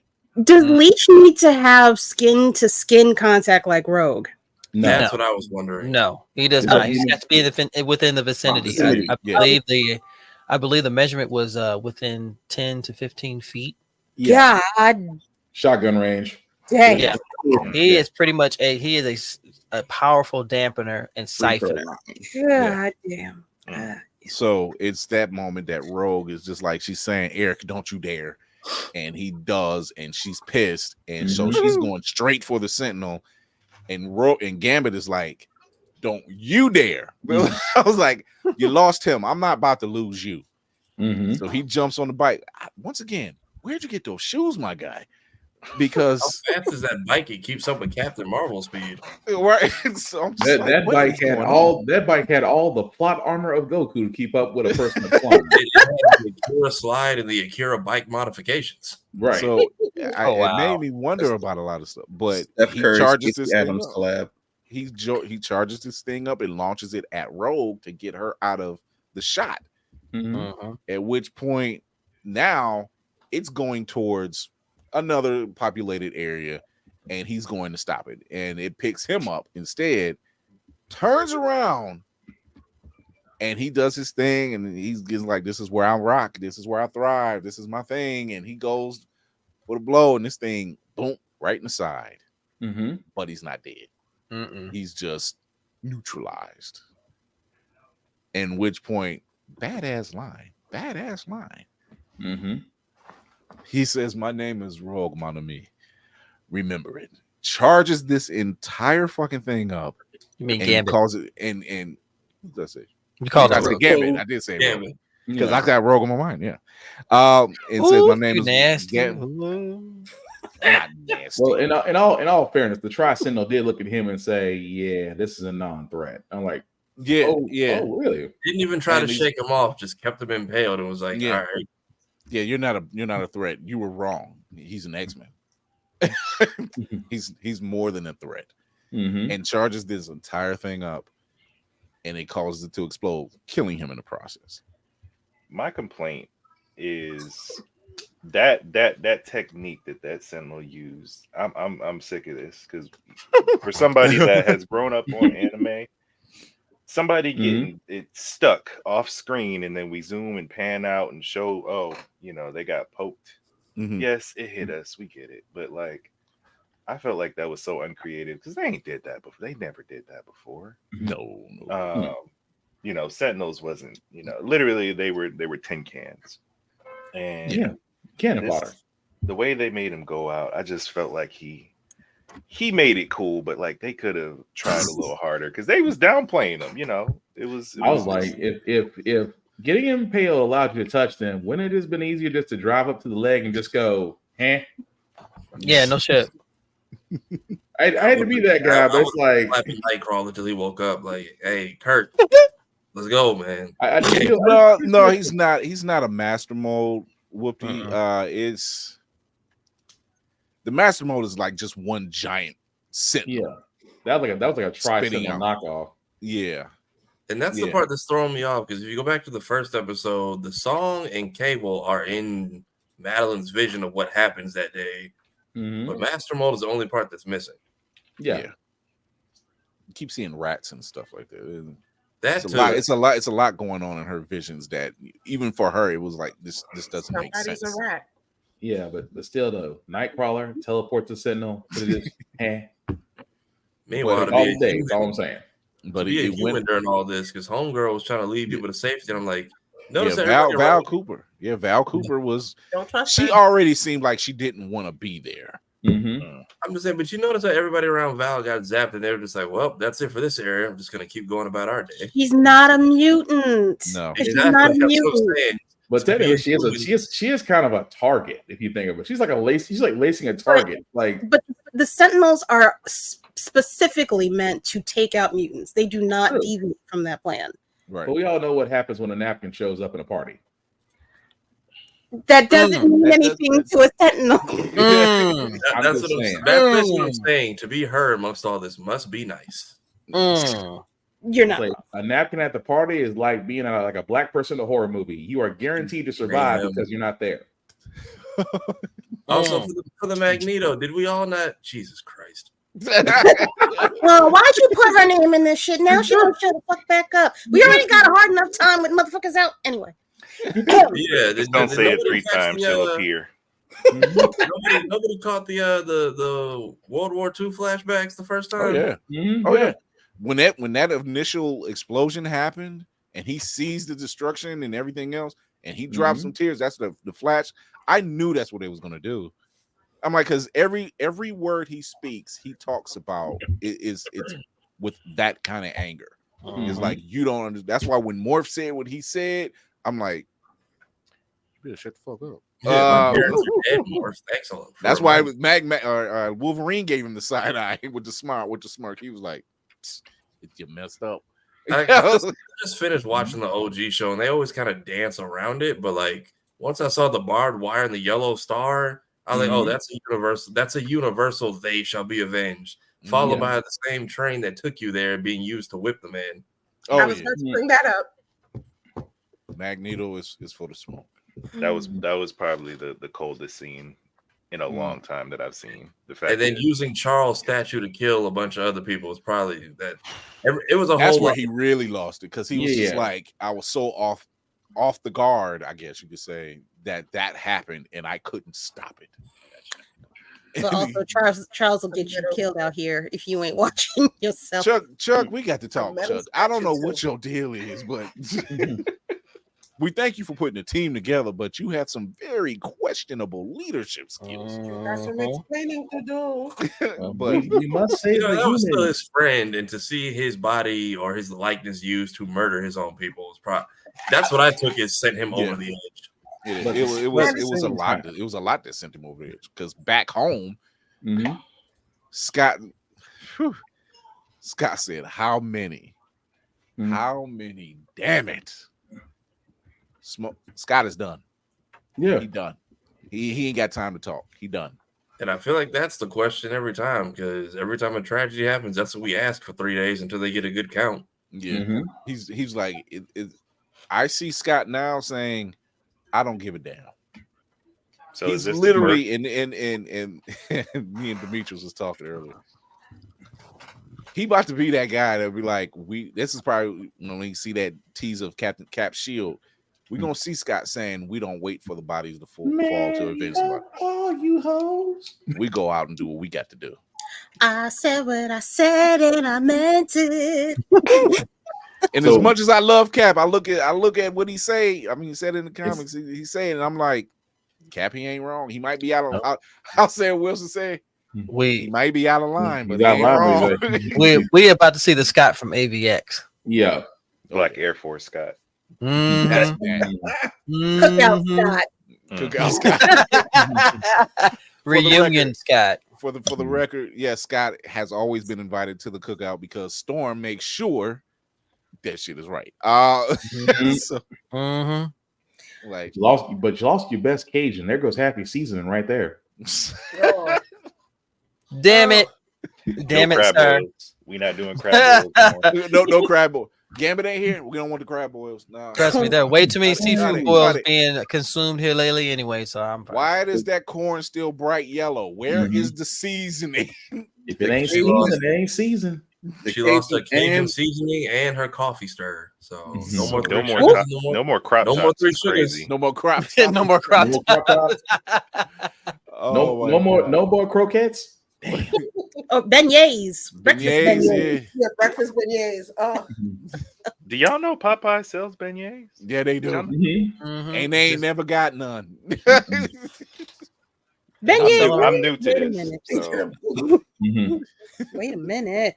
We getting fucked up over here in New York. What's going on? I ain't never seen that. Ain't no way you making that face like I'm Chocolate filled beignets. I don't like chocolate, but that's fine. I don't like chocolate. My sister. See I where I Popeyes haven't- come from is beignets, but anywhere else is beignets because Beignets.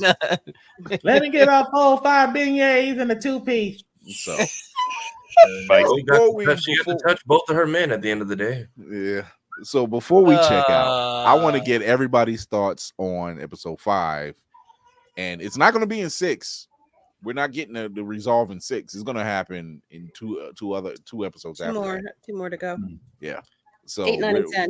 They're gonna say, we left you up here, but we need to talk about some stuff over here, because if you pay attention to those intros, there's stuff that happens in those intros. You're just like, why are they showing Elandra? I'm like, that's because Chucks ain't dead. Chuck ain't dead. We still didn't see what the fight was with Gambit and Nightcrawler with the swords. With the swords, yeah. Which gotta love Nightcrawler. Wasn't expecting him to be bamfing that much, but I love seeing the bamfing on the screen because that was like, very playful. Just Little happy Kirby to see doing his his family. thing. Yeah, it could also be like a Rick and Morty redirect, where their opening is some of what's in the season and some of what's like wishful thinking. So I have my issues with Rick and Morty. Their relationship is very tenuous. Different. Yeah. Psychotic, ladies and gentlemen. Psychotic. That's the word. Psychotic. I'm like, just because you know how to do this stuff doesn't mean you should. Right. I'm gonna turn myself into a pickle. Why? Pickle Rick. Granted, you was badass as Pickle Rick, but I still don't understand why you did it. But yeah. So roundtable. Thoughts on episode 5? What are you expecting for the rest of the season? We'll start with Lady Mandalore. Fucking yes. Good. Oh, sorry. Good. So I would like to go. I don't care if I'm wrong about this because it sounds so much better in my head. I think that Morph is Mystique. There's too many tells. He's acting like a whole asshole for no reason at all towards Wolverine, and she hate Wolverine. She hate that motherfucker. A myriad of other like little tells and such for Morph, but I digress. I'm nauseous but excited for the rest of the season.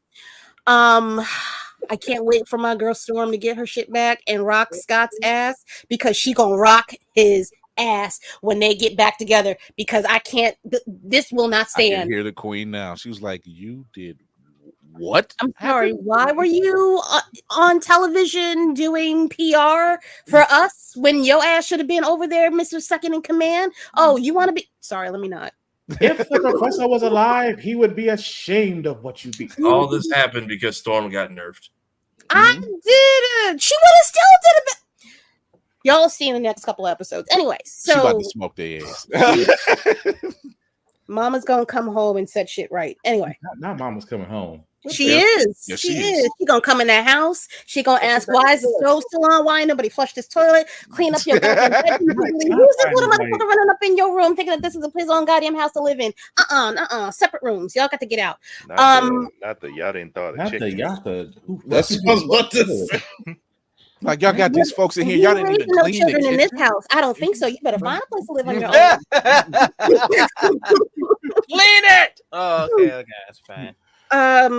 Expectations. I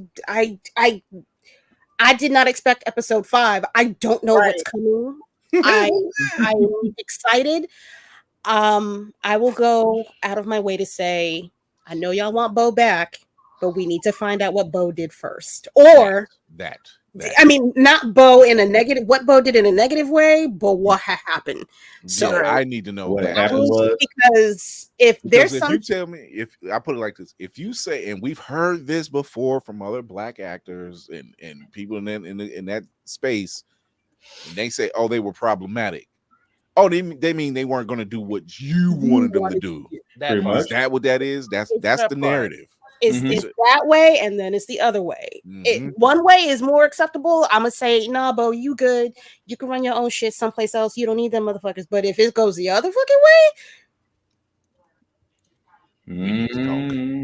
it's gonna be real hard to take back them words because It's about to go sideways, ladies. Right. if you look, it's weird that Disney has fired this man and it's been absolute radio goddamn silence. Something major has fucking happened, and it's either real bad or real fucking bad.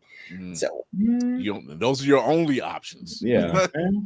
Because people kept saying OnlyFans. I said it wasn't OnlyFans. He actually got rid of it when he got the job. His OnlyFans wasn't even sexual, so yeah, no, and he got rid of it. But when he got the job, he got rid of it. He shut it down. So it had to be something else. Never spoke of it again. Yeah. Unless he got like a love child from Switzerland. I don't know what it is. Switzerland? Oh gosh. I was like, for him, like Kira said, for it to be as quiet as it is. Was he caught with the diddler? Listen, look, I'm saying it's either bad or really, really. Dang it, he said Kelly that. I'm just saying. When you tell me, when you say his lover is Kevin Spacey. When you say toxic work environment, and I'm just like, what? He didn't want y'all he didn't want y'all mixing his chocolate with y'all peanut butter. Is that it? I need to know. What's the problem? Mayhem, what's your thoughts? Anyway. Sorry, I just echo everything Kira said about Bo. That's after 5. I was like, listen, I need to know where the bodies are buried. Like, what could he have possibly done to be fired in like premiere week? Like, it has what transpired? We know it ain't murder because it would have been said by now. Because the writing it's crazy. Like, the stories are so good. The way they're truncating parts of comic history down to just a single episode it doesn't feel like it should be able to be done, let alone be done well, and yet we're watching it happen. So I just really, I'm not normally a nosy bastard, but like I really just need to know what transpired. What is the thing now? That is the thing right now. That is the question. Like it's all over the web. They're just like, what happened? And like, then after 5, he said he actually came out and spoke a little bit, I think on Twitter maybe, saying it like, hey, glad you guys liked the episode. Buckle up for 8, 9, and 10. I'm sorry. What? So, we have higher to go. I don't understand. Like, which goes to show you he does not time already. Which goes to show you he does not care about your feelings. Right. Your feelings, you gonna be hitting that ball a little bit harder, Kira. I'm not coming on. What do you mean? I'm not gonna be here. No, I'm talking about you watching. That ball gonna be empty. I'm not coming. I'm not gonna be here. I can see the captain. I'm like, I'm gonna send you a letter, and that's gonna be the end of it. The end. Spartan was like, why is the shuttle always gone on Thursday? Don't worry about it. Just leave me alone. I was gonna laugh personally. Kuma, what'd you think? A lot of the sentiments I do share, but I think that I don't think Magnus is gone. Of course not. I think he's going to make an immaculate return with a brand new Shein outfit. I'm looking forward to it. That part. I'm looking forward to it. I will be wearing that at MomoCon, whatever he wears. I'll see you there. Yeah. But no, I think, all things said, that I'm really enjoying the ride. As somebody who loved X-Men but didn't watch it and read that growing up, that wasn't my comic forte. I just, like a lot of us, did the animated series. it's refreshing to see such good writing and animation, and I'm here for it. I'm here for it. I'm with it. I'm with it. All the things, as Candy will say, all the things. I need all the things because I'm like, how can you top it? Here, let me show you. So, Whoopty. That episode had me in shambles, and I held it together up until that last line that she says, and I literally saw it like 15 minutes before I came on here, and it took me there again. My 3 favorite X-Men are Storm, Gambit, and Rogue, and I was not in a good place. So However, it was just like nobody out of my entire camp, nobody. Right. I think that Mystique is Val. Mainly because, like I said before, she likes to imitate politicians in the movies, in the comics. She's always positioned herself somewhere to do something like legislative. She was a little bit more actiony in some of those X-Men movies, but at the end, she also impersonate the president, a couple of senators. So I'm not surprised that this politician might be Mystique. Yeah. Yeah, Gary, you're right. Morph hasn't used any of his major abilities or the peoples he's changed into, just physical stuff, swords, Psylocke, magic, swords, and Spiral. And then jokes. And he don't fight. Not really. He's not like he's off fighting some mini person off to the side or just fucking disappears. I'm questioning things. That's all I'm saying. I'll let y'all know they had this discussion on Sunday. So yes, this has been reinforced. Yes. Well, go ahead, Navy. You have it here, so I'm going to do it here because I have a bigger audience here. Yeah, I got a question. Go ahead. Where's Bobby? Right? Bobby Drake. We need to know. Yeah, we don't know where Bobby Drake is. He's probably off with his amazing friend, Spider-Man. Spider-Man and his amazing friends. I was waiting for somebody to say it, but damn it. I wouldn't be surprised if we get like cameos. I wouldn't be surprised like that when we come back to this if we start with like cameos of every other just random hero seeing this story that may not pop up, but just everyone's in on it. There's no way you don't know. So everyone has to ask, where the hell we all? I would. So Navy, what you get? The ladies do make a point, and I will definitely concede to that. I firmly believe that is Mystique. And this last episode was traumatic in a lot of ways, but it made you think about a lot of different things too. All the points have been brought up. I think this episode has sparked a lot of conversation that I don't think a lot of other shows ever have. And I'm looking forward to seeing what's going to happen. But this next episode, I will have my bowl of cereal in my bed. And I dare anybody to call me unless you got a limb falling off or you really need me. I was at work and seeing it. I was just literally like,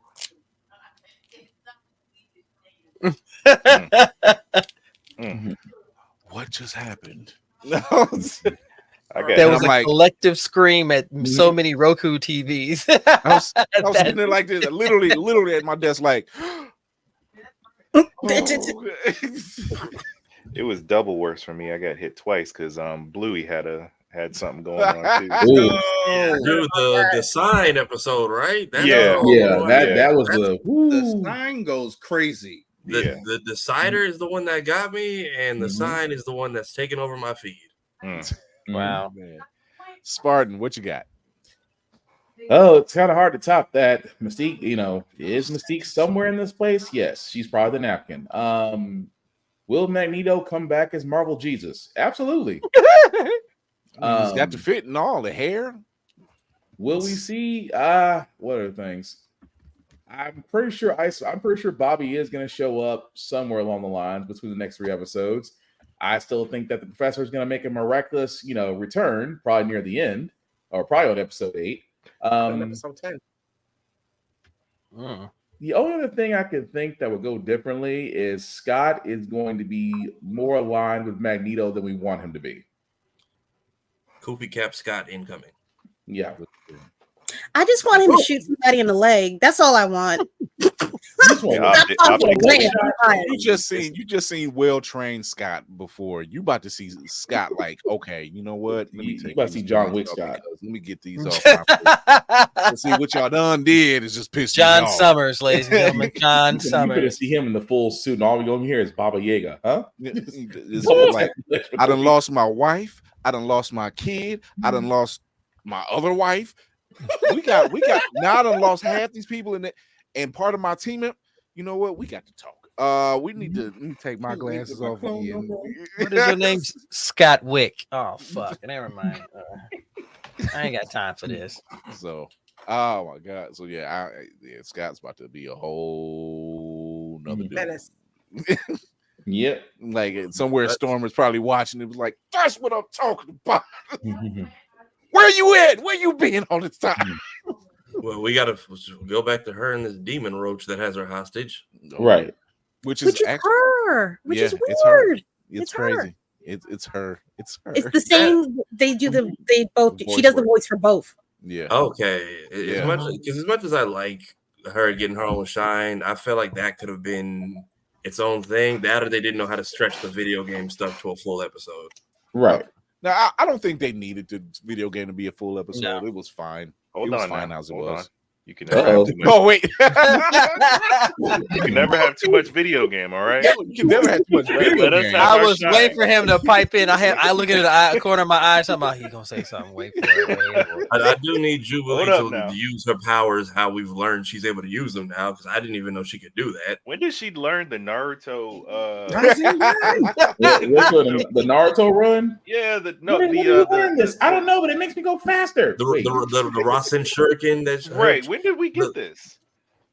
What in the bento box did she learn this from? It's like that old Disney show nobody saw, Chaotix. You just leave an imprint of yourself in the game, and they just learn for 40 years, right? And then they just show back up and show you all the tricks. I'm like, damn, that level of animation style was way past you. So how did you? What hidden leaf in the village did you train at? Right. It was good stuff, though. I mean, not gonna knock it. Tafari, what you think? 5 and thoughts for the rest of the season? I mean, yeah. What did Bo do to make them niggas that mad? Everyone, I've been just enjoying it because I didn't want to miss this one because I just had to do a speed watch of the OG show, but I'm almost sad we're not coming back to it and they're leaving us hanging on purpose for at least a week or two. A breather. Like, I want to know what's going on with Storm, but like we need a breather. We just ordered 66 a whole island, so like the trauma. That's why I'm glad the trauma is not continuous. It was like, oh no, you need to breathe. Yes, we do. They're just gonna keep running promos to remind you, hey, remember when we did no Russian on Genosha? Like, I was wiped out an entire island in one episode. I need to see this story. If we don't come back to it, it needs to be like in the background of other episodes, like still doing the body count on Genosha, because right now we're still doing. They're listing for the last 3 episodes are literally all 3-parters. It's a 3-part, and I'm like, yeah, they're not here to play around. They once again, Bo, what did you do to make them so mad? What happened? And then the whole never forget Genosha. Mm-hmm. It's payback for the OG series when they took it out of the US and sent it to wherever for that last season. Yeah. It was very much giving Disney afternoon vibes because at one point I'm watching the lip flaps. I'm like, it looks very Disney straight to VHS ish. Coming to Disney DVD. Wolverine changed his whole accent and swag. Right. The Captain America crossover was nice. That I was like, finally a cameo that's not all of 2.5 seconds. Because thank you, Larry Tunes, for all the back stuff. But like, so everybody sensed the Phoenix, and everyone's like, just not gonna do that. So we're just gonna. No one came from Asgard. No one came from the Sanctum Sanctorum. They're just like, we're just leaving that all the way alone. They say that ain't our business. Asteroid M crashed. It's like that's not. Asteroid M crashed, and I think they crashed in Wakanda. Black Panther was just like, y'all can go left or y'all go right. Y'all are not staying here. I'm just making sure everyone exits. I come up with my own excuses because we have a lot of cameos in the OG show that just don't amount to anything.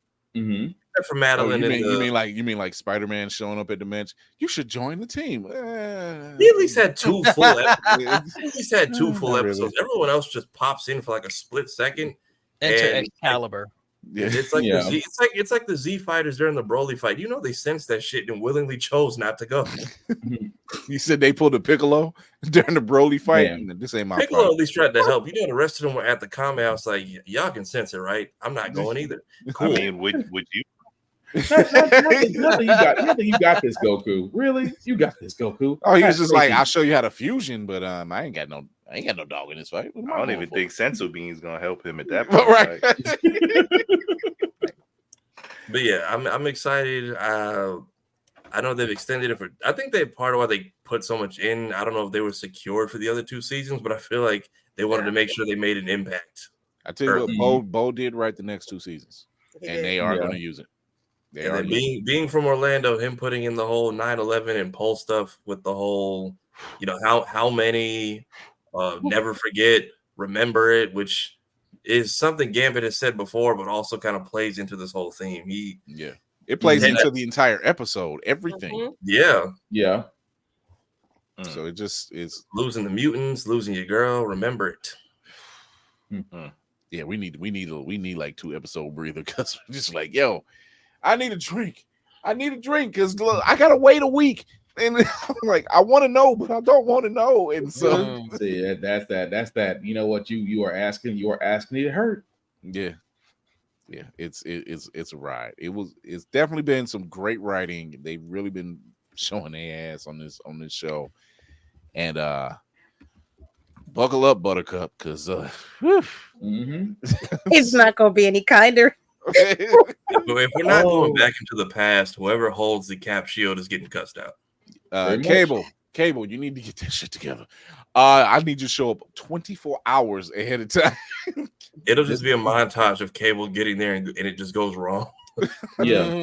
Every time. He's like, I can't get the time right. Just you need 1 day, not 1 hour, not 2 minutes. You need. I feel like it's a Deadpool. Day. That's a Deadpool at one over there. Hey there, guy. You showed up a little late there, ain't you? Yeah.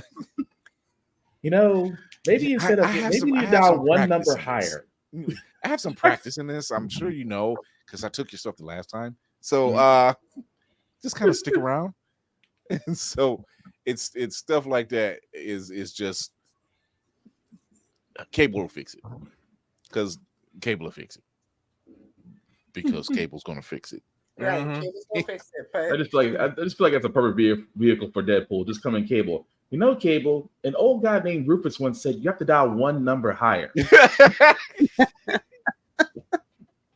And just leave. I'm weak. Oh my god. Shout out to Rufus who actually got it right. So I needed this. This is some great writing. The Easter eggs are. I'm just like, okay, they know what they doing. Like you don't have to question. 5 episodes in, you don't have to question it anymore. I'm like, I waited till episode 3. I said, they got this. This is looking good. They got this, and it turned out we were right, and we're suffering for it. So, oh, y'all want to smoke cigarettes, huh? Yeah. Right. So before we get out of here, we're gonna say a couple words to our guests. Kuma actually, wow. At Papa John's. Like, look, hey, we all gotta eat. The man is spread thin, don't you see? The crazy bites from Little Caesars, I've heard they're all the rage. I needed my lemon pepper. I'm from Atlanta, okay? No shame. Ain't nothing wrong with that. Tell everybody where they can find you. Yeah, so we are literally everywhere, from your granny's favorite social media to your little brothers and sisters. We're on TikTok. Hashtag is the same everywhere, or the handle, Nerdy Bear Studios. I do have my own personal, but I'm generally on here if I'm on the internet at all. You can follow us on the YouTubes, the Twitch, the TikToks, Facebook, Instagram. There's even new ones like Kick and Trovio that we stream on. So, pick your poison. But check them out on that one too. I was getting to it. That is the favorite, nerdybearstudio.com. We are building our email marketing list to get straight to the people, because if all this stuff goes away, that'll still be there. For the launch of our game as well, you know, if you wish to wish list it before it gets on Steam, that's the best way to, you know, for us to start getting that tally of how many people are interested in getting this game. So Nerdy Bear Studios. Cool, man. Nice. I'm liking that content of work, my guy. Go support it. Yeah. Show your support. Show your love. If you can't afford, share. You know the things. Do all that stuff, because boy, do we need some original content out there. Because if Marvel does one more reboot and DC does another renumbering, I am going to throw an entire fit. Screws me up as a collector. Lady Mandalore, talk to the people. Hi, Lady Mandalore. You can find me on the internets down here on Instagram, TikTok, and something else that I can't think of right now. Oh, Spill. Yeah, I'm there on Spill. Lord, you can find me on my podcast on Sundays at 7 p.m. Eastern Standard Time. We are currently going through, the comic book club is reading The Last Ronin. We are about to do 2. For the record, the Play app, don't stop being hoes. Let this woman live while she's shows the great stuff that needs to be seen. Why are you being this way? It's for the culture. It's not like I'm trying to drag down. I'm literally trying to bring more people to you so that you can get more of their money. There are other people being dragged down, so don't worry about that. Right. That's fine. I'm not worried about them at all, because it's still up. Other things that you can see me or find me or talk to me at, I be on other people's podcasts. And I've kind of started writing a little bit. You'll see some of my reviews and such on Blurred's Eye View whenever I get the courage to put things up there. And for Otaku Noir. Voice acting is a thing I also do. I'm pretty good at it sometimes. Yeah. No, like I'm kind of she's nice really good at it. I'm really good at it. I'm nice with my Touch your face. Me and Kira have been on some projects together, and I'm just like, damn, that's good. That is good. My southern twang, my demon voice, things like that. It's all fun. That demon voice. I was just like, yo. So it's yeah. fun. It's cute. Whoopsie. Talk to the people.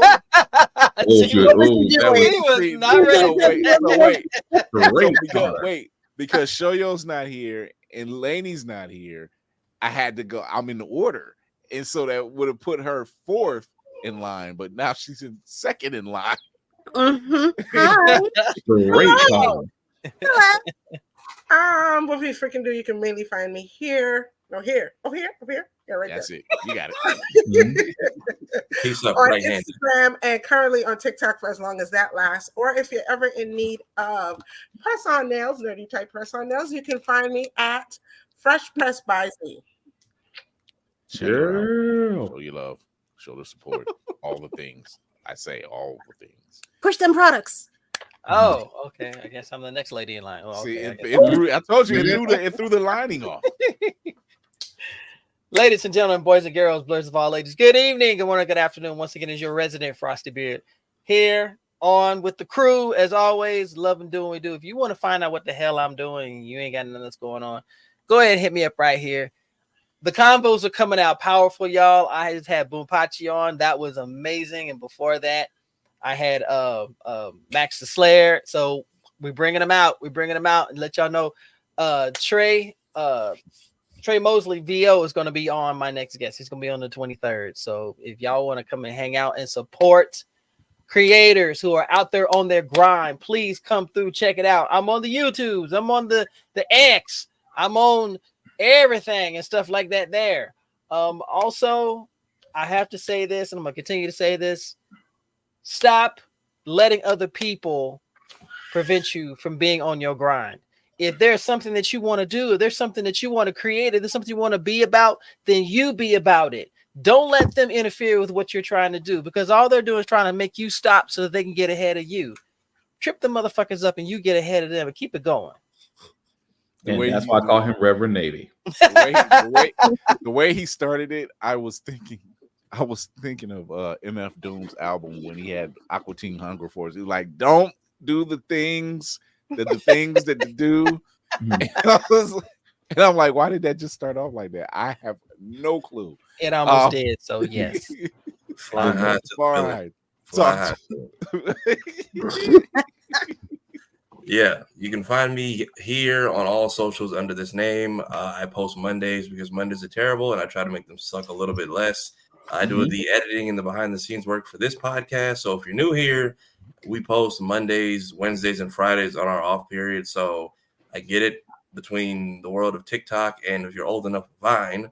No one has attention spans anymore, so you can't get through an entire 2-hour show. So I try to break down the fun and the important. You should. Yeah, the donation button's a little dry tonight. Pass the collection plate around again? Yeah, we also have a donation button now. Thank y'all. We're officially monetizing this channel. So we get to fight the algorithm on a whole new territory. It's great. Yeah. Welcome to level 2. That's fun. Basically, but it is level 2. Yeah, I do the editing, the behind the scenes work. I post on my own channel. I also do my best to try to show face on everyone else's stuff from time to time. I've also made it easier now because if you go to the home page on our channel, everyone's accounts are now listed there. So I've made it easier to find everyone because I guess now I can't post links in the chat anymore. This algorithm keeps changing every week, and that was the easiest solution. So home tab on the channel, you can find everyone there, and you can see what we all do when we're not doing this. Right. Because social media is a dying art.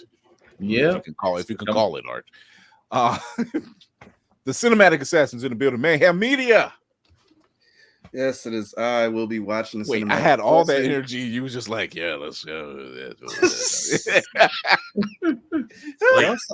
Y'all saw the small 7, almost 8-year-old climbing all over me. And it's hot as hell in this room. I'm sorry. Needs to be an air conditioner. You can find me on all the socials at Mayhem Media. It's MAYEHEM Media. I talk movies and comics and TV, especially the movies where things go boom and explodey. Action is my favorite, especially if people get nunchucked in the face. I like that. I am a Funko collector. I'm a collectibles collector, but Funko specific. We was talking about X-Men 97. I got the collector's box. I mean, I'll show you what's in there another time. I'm tired. Facts. I always say, what do I always say? Mental health is important. So please take your meds, take your PTO, take a deep breath, and most importantly of all, love yourself first, love yourself daily. That's the only way you know how to love others in this world. That's it. I really thought you were going to say, let that shit go, but I thought that was going to be it. So close. So close. I thought that was going to be it. I was waiting for it too. Anyway, I can't follow up behind Reverend Navy and Tafari. They had such wonderful things to say, and I ain't got shit. But anyway, liar! Black_Spartan 615 is where you can find me on the socials. Do reviews on almost everything, including gym stuff, because I like to try to stay in shape. Shit. Oh, I got podcasts. There we go. I'm trying to pull Kira right now. This is kind of bad. Anyway, full podcast of my own. How the Frack We Got here every Wednesday at 7 p.m. Of course, every Friday, Give It Podcast at 8:30-ish. We kind of start a little bit later nowadays. Both podcasts can be found wherever you see or hear your podcast. Again, check out the blurredsedeyeview.org site that Mr. Mayhem himself has recultivated. As you can see, all of our opinions there. Again, check it out. Drive traffic, all that good stuff. At the same time, guys, unity, share, doesn't take much. Again, respect the cosplayer at all times. It's starting to get in that hot spring summer area. So bathing is important. I cannot stress this enough.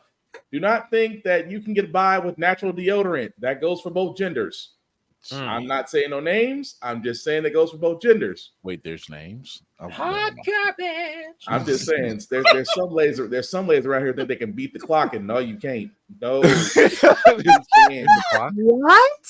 There's some. a I hate clock to say it, involved? there's some. I hate to say it. I know guys don't care about being musty because they've been living in their own funk, but there are some. That, good there are sir, some is a women out there that lie. I'm just like, ma'am, I did not need to. I did not need to smell 3-day-old hot dog water today. I did not. Oh, wow.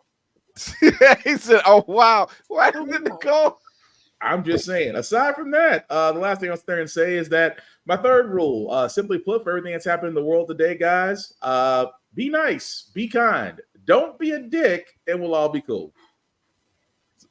Mayhem said he had something he wanted to run back. Sorry, I promise I will be better at this. Spartan, I always remember it after Spartan. I'm the editor-in-chief of blurredsideview.org. So, that's important. Website's up, looks good, it's nice. Also, if you would like to write for blurredsideview.org, reach out to myself specifically at Mayhem Media, all socials, or any one of these lovely people over here. And we would love to have your think pieces on our platform. Or your pink pieces. Ta-da. Yeah. Emphasis on think. Yes, please. Jesus, We amen. do have op-ed. If you've seen the post earlier, and I'll be putting out it again. We actually have one entry already. Hey. So, and that is from our very own student, Dr. Chad. Hey. So I'll be sending that over. So if I'm the J. Jonah Jameson, I guess that will make Mayhem the Robbie Robertson. I'm glad you remembered the name because I was like, the black guy.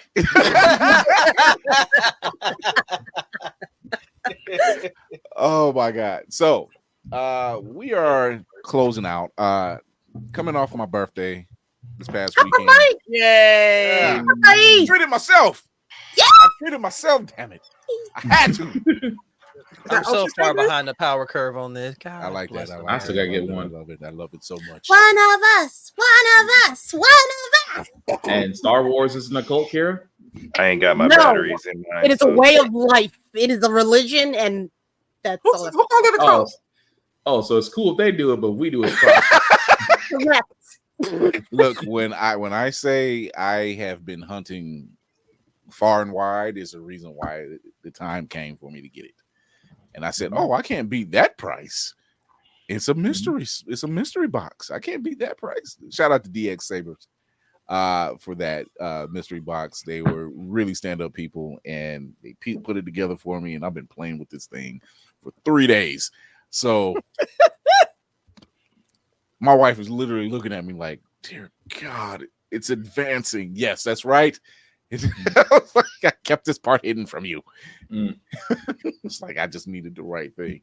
So I'm gonna get you into Vader's World eventually, sir. oh yeah, I stayed off the site on purpose. I was like, He said on purpose, not on purpose. on purpose. purpose. Yeah, sounds like Kuma, you said you had something for us? Yeah. So I have something that and nobody's really heard this song too much, so y'all are getting privileged information. exclusive. We always get them. This is the character Babyface, the youngest of the pack. In the demo, we wanted to have this, but y'all are gonna have to wait for the full game to experience this. I wanted to play a song for y'all that she sings, sung by our own in-house composer, Sydney Ewing. Shout out to her. Talented Black woman coming out of Berkeley. So I'm not sure if y'all can hear it. What's that? I was just celebrating Berkeley. Sorry, I'm a nerd. Love it. Not sure if y'all can hear this. Let me know. I'm gonna just let it rip, and if it's terrible, tell me to turn it off. Oh gosh, never.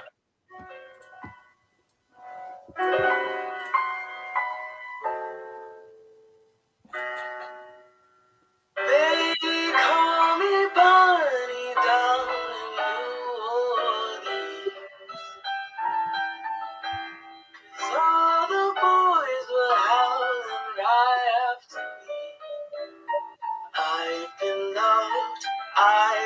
tried.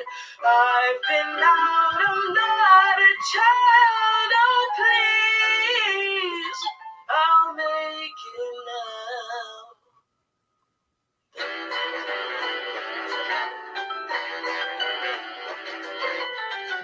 Come on, it's just a little painting of a bar. So yeah, I took the gig. It's what I knew I would have done. Yes, that's what it takes to get there. Grabbing life up by the tail. Oh, come on, Mr. Fabric, tell me what you have done. Won't you spare me all of your criticism? And that's all you get. That's a demo. Yo, I like it. Boo! I love it. yo, That's a hit. Yeah, I like it. Nice. Harlem Jazz and everything off of that. Mhm. That is the intro to the first boss fight. She's singing, and it, it gets to a point where it loops. But Oh, gets- dang, that's gonna be deceptive as hell. yeah, You sitting there jamming to the music against the first boss fight? yeah, you get right into that beat. It'll be one of the ones it'll be one of the ones you play over and over on purpose. Oh my God, that was amazing, my guy. God, I appreciate it. Like I said, Ella That's- Fitzgerald, Eddie James. yeah, it's giving that. It's giving Yeah, that. I can hear the vibes. Yeah. Well, you've heard an exclusive here on Blur's Eye View. Another one. Damn, I can't use that because DJ, we need something of our own now. So, because we can't say another one, and DJ Khaled will be coming from us. Right. Not anymore. All his Avengers broke up. Wow. Did they break up or did they just become villains? They became I mean, villains. Either way, he's hey, never that's- getting them on the same track ever again. At this point, That Assad ain't needs a- to start dropping. Look, Assad when better they- start rapping. When they said Rick Ross was involved, I'm like, what did Rick do? What is Really? going on? I got a This nigga's rap next. now. You better ask. Rick Ross said I got Tyler told Creator Force. Him and Tyler better get a feature or something at this point, or it's gonna be another one. Will be another continent. It's gonna be all overseas artists for the next one. Yeah, right. Ricky out of So, all I do is try to get everybody back together. so I'm reading that. That sounds so ominous in the chat. I will find you at MomoCon. No, I don't think that. Dang, that I'll be was there kinda too. messed I'm up. still figuring out how I'm getting around there, so we'll cross paths. So I want to thank Kuma Alexander for coming on and playing us that exclusive. That sounded really good, man. And Thank the artwork you guys are doing over there and everything that's jumping off, I wish you nothing but the best. You're already in talks with us over at Blur Station, so that's already going to come through. But I want to thank the crew once again for stopping through. We get to park the ship over here. I got a spot I can find out so they don't bug us until Thursday. Until then, remember to watch us every Tuesday and Thursday, 8 p.m. Eastern, live on YouTube, Twitch, and IG. Until they cut that off, whatever. Check us out on the website. Check us out everywhere you listen to your podcast. Show your love on the YouTube channel. Hit that like button. Hit that subscribe button. Hit that notification bell. All that great stuff. Chris Fury, dope crew. Thank you, Kuma Alexander, for stopping through. We're out. Bye.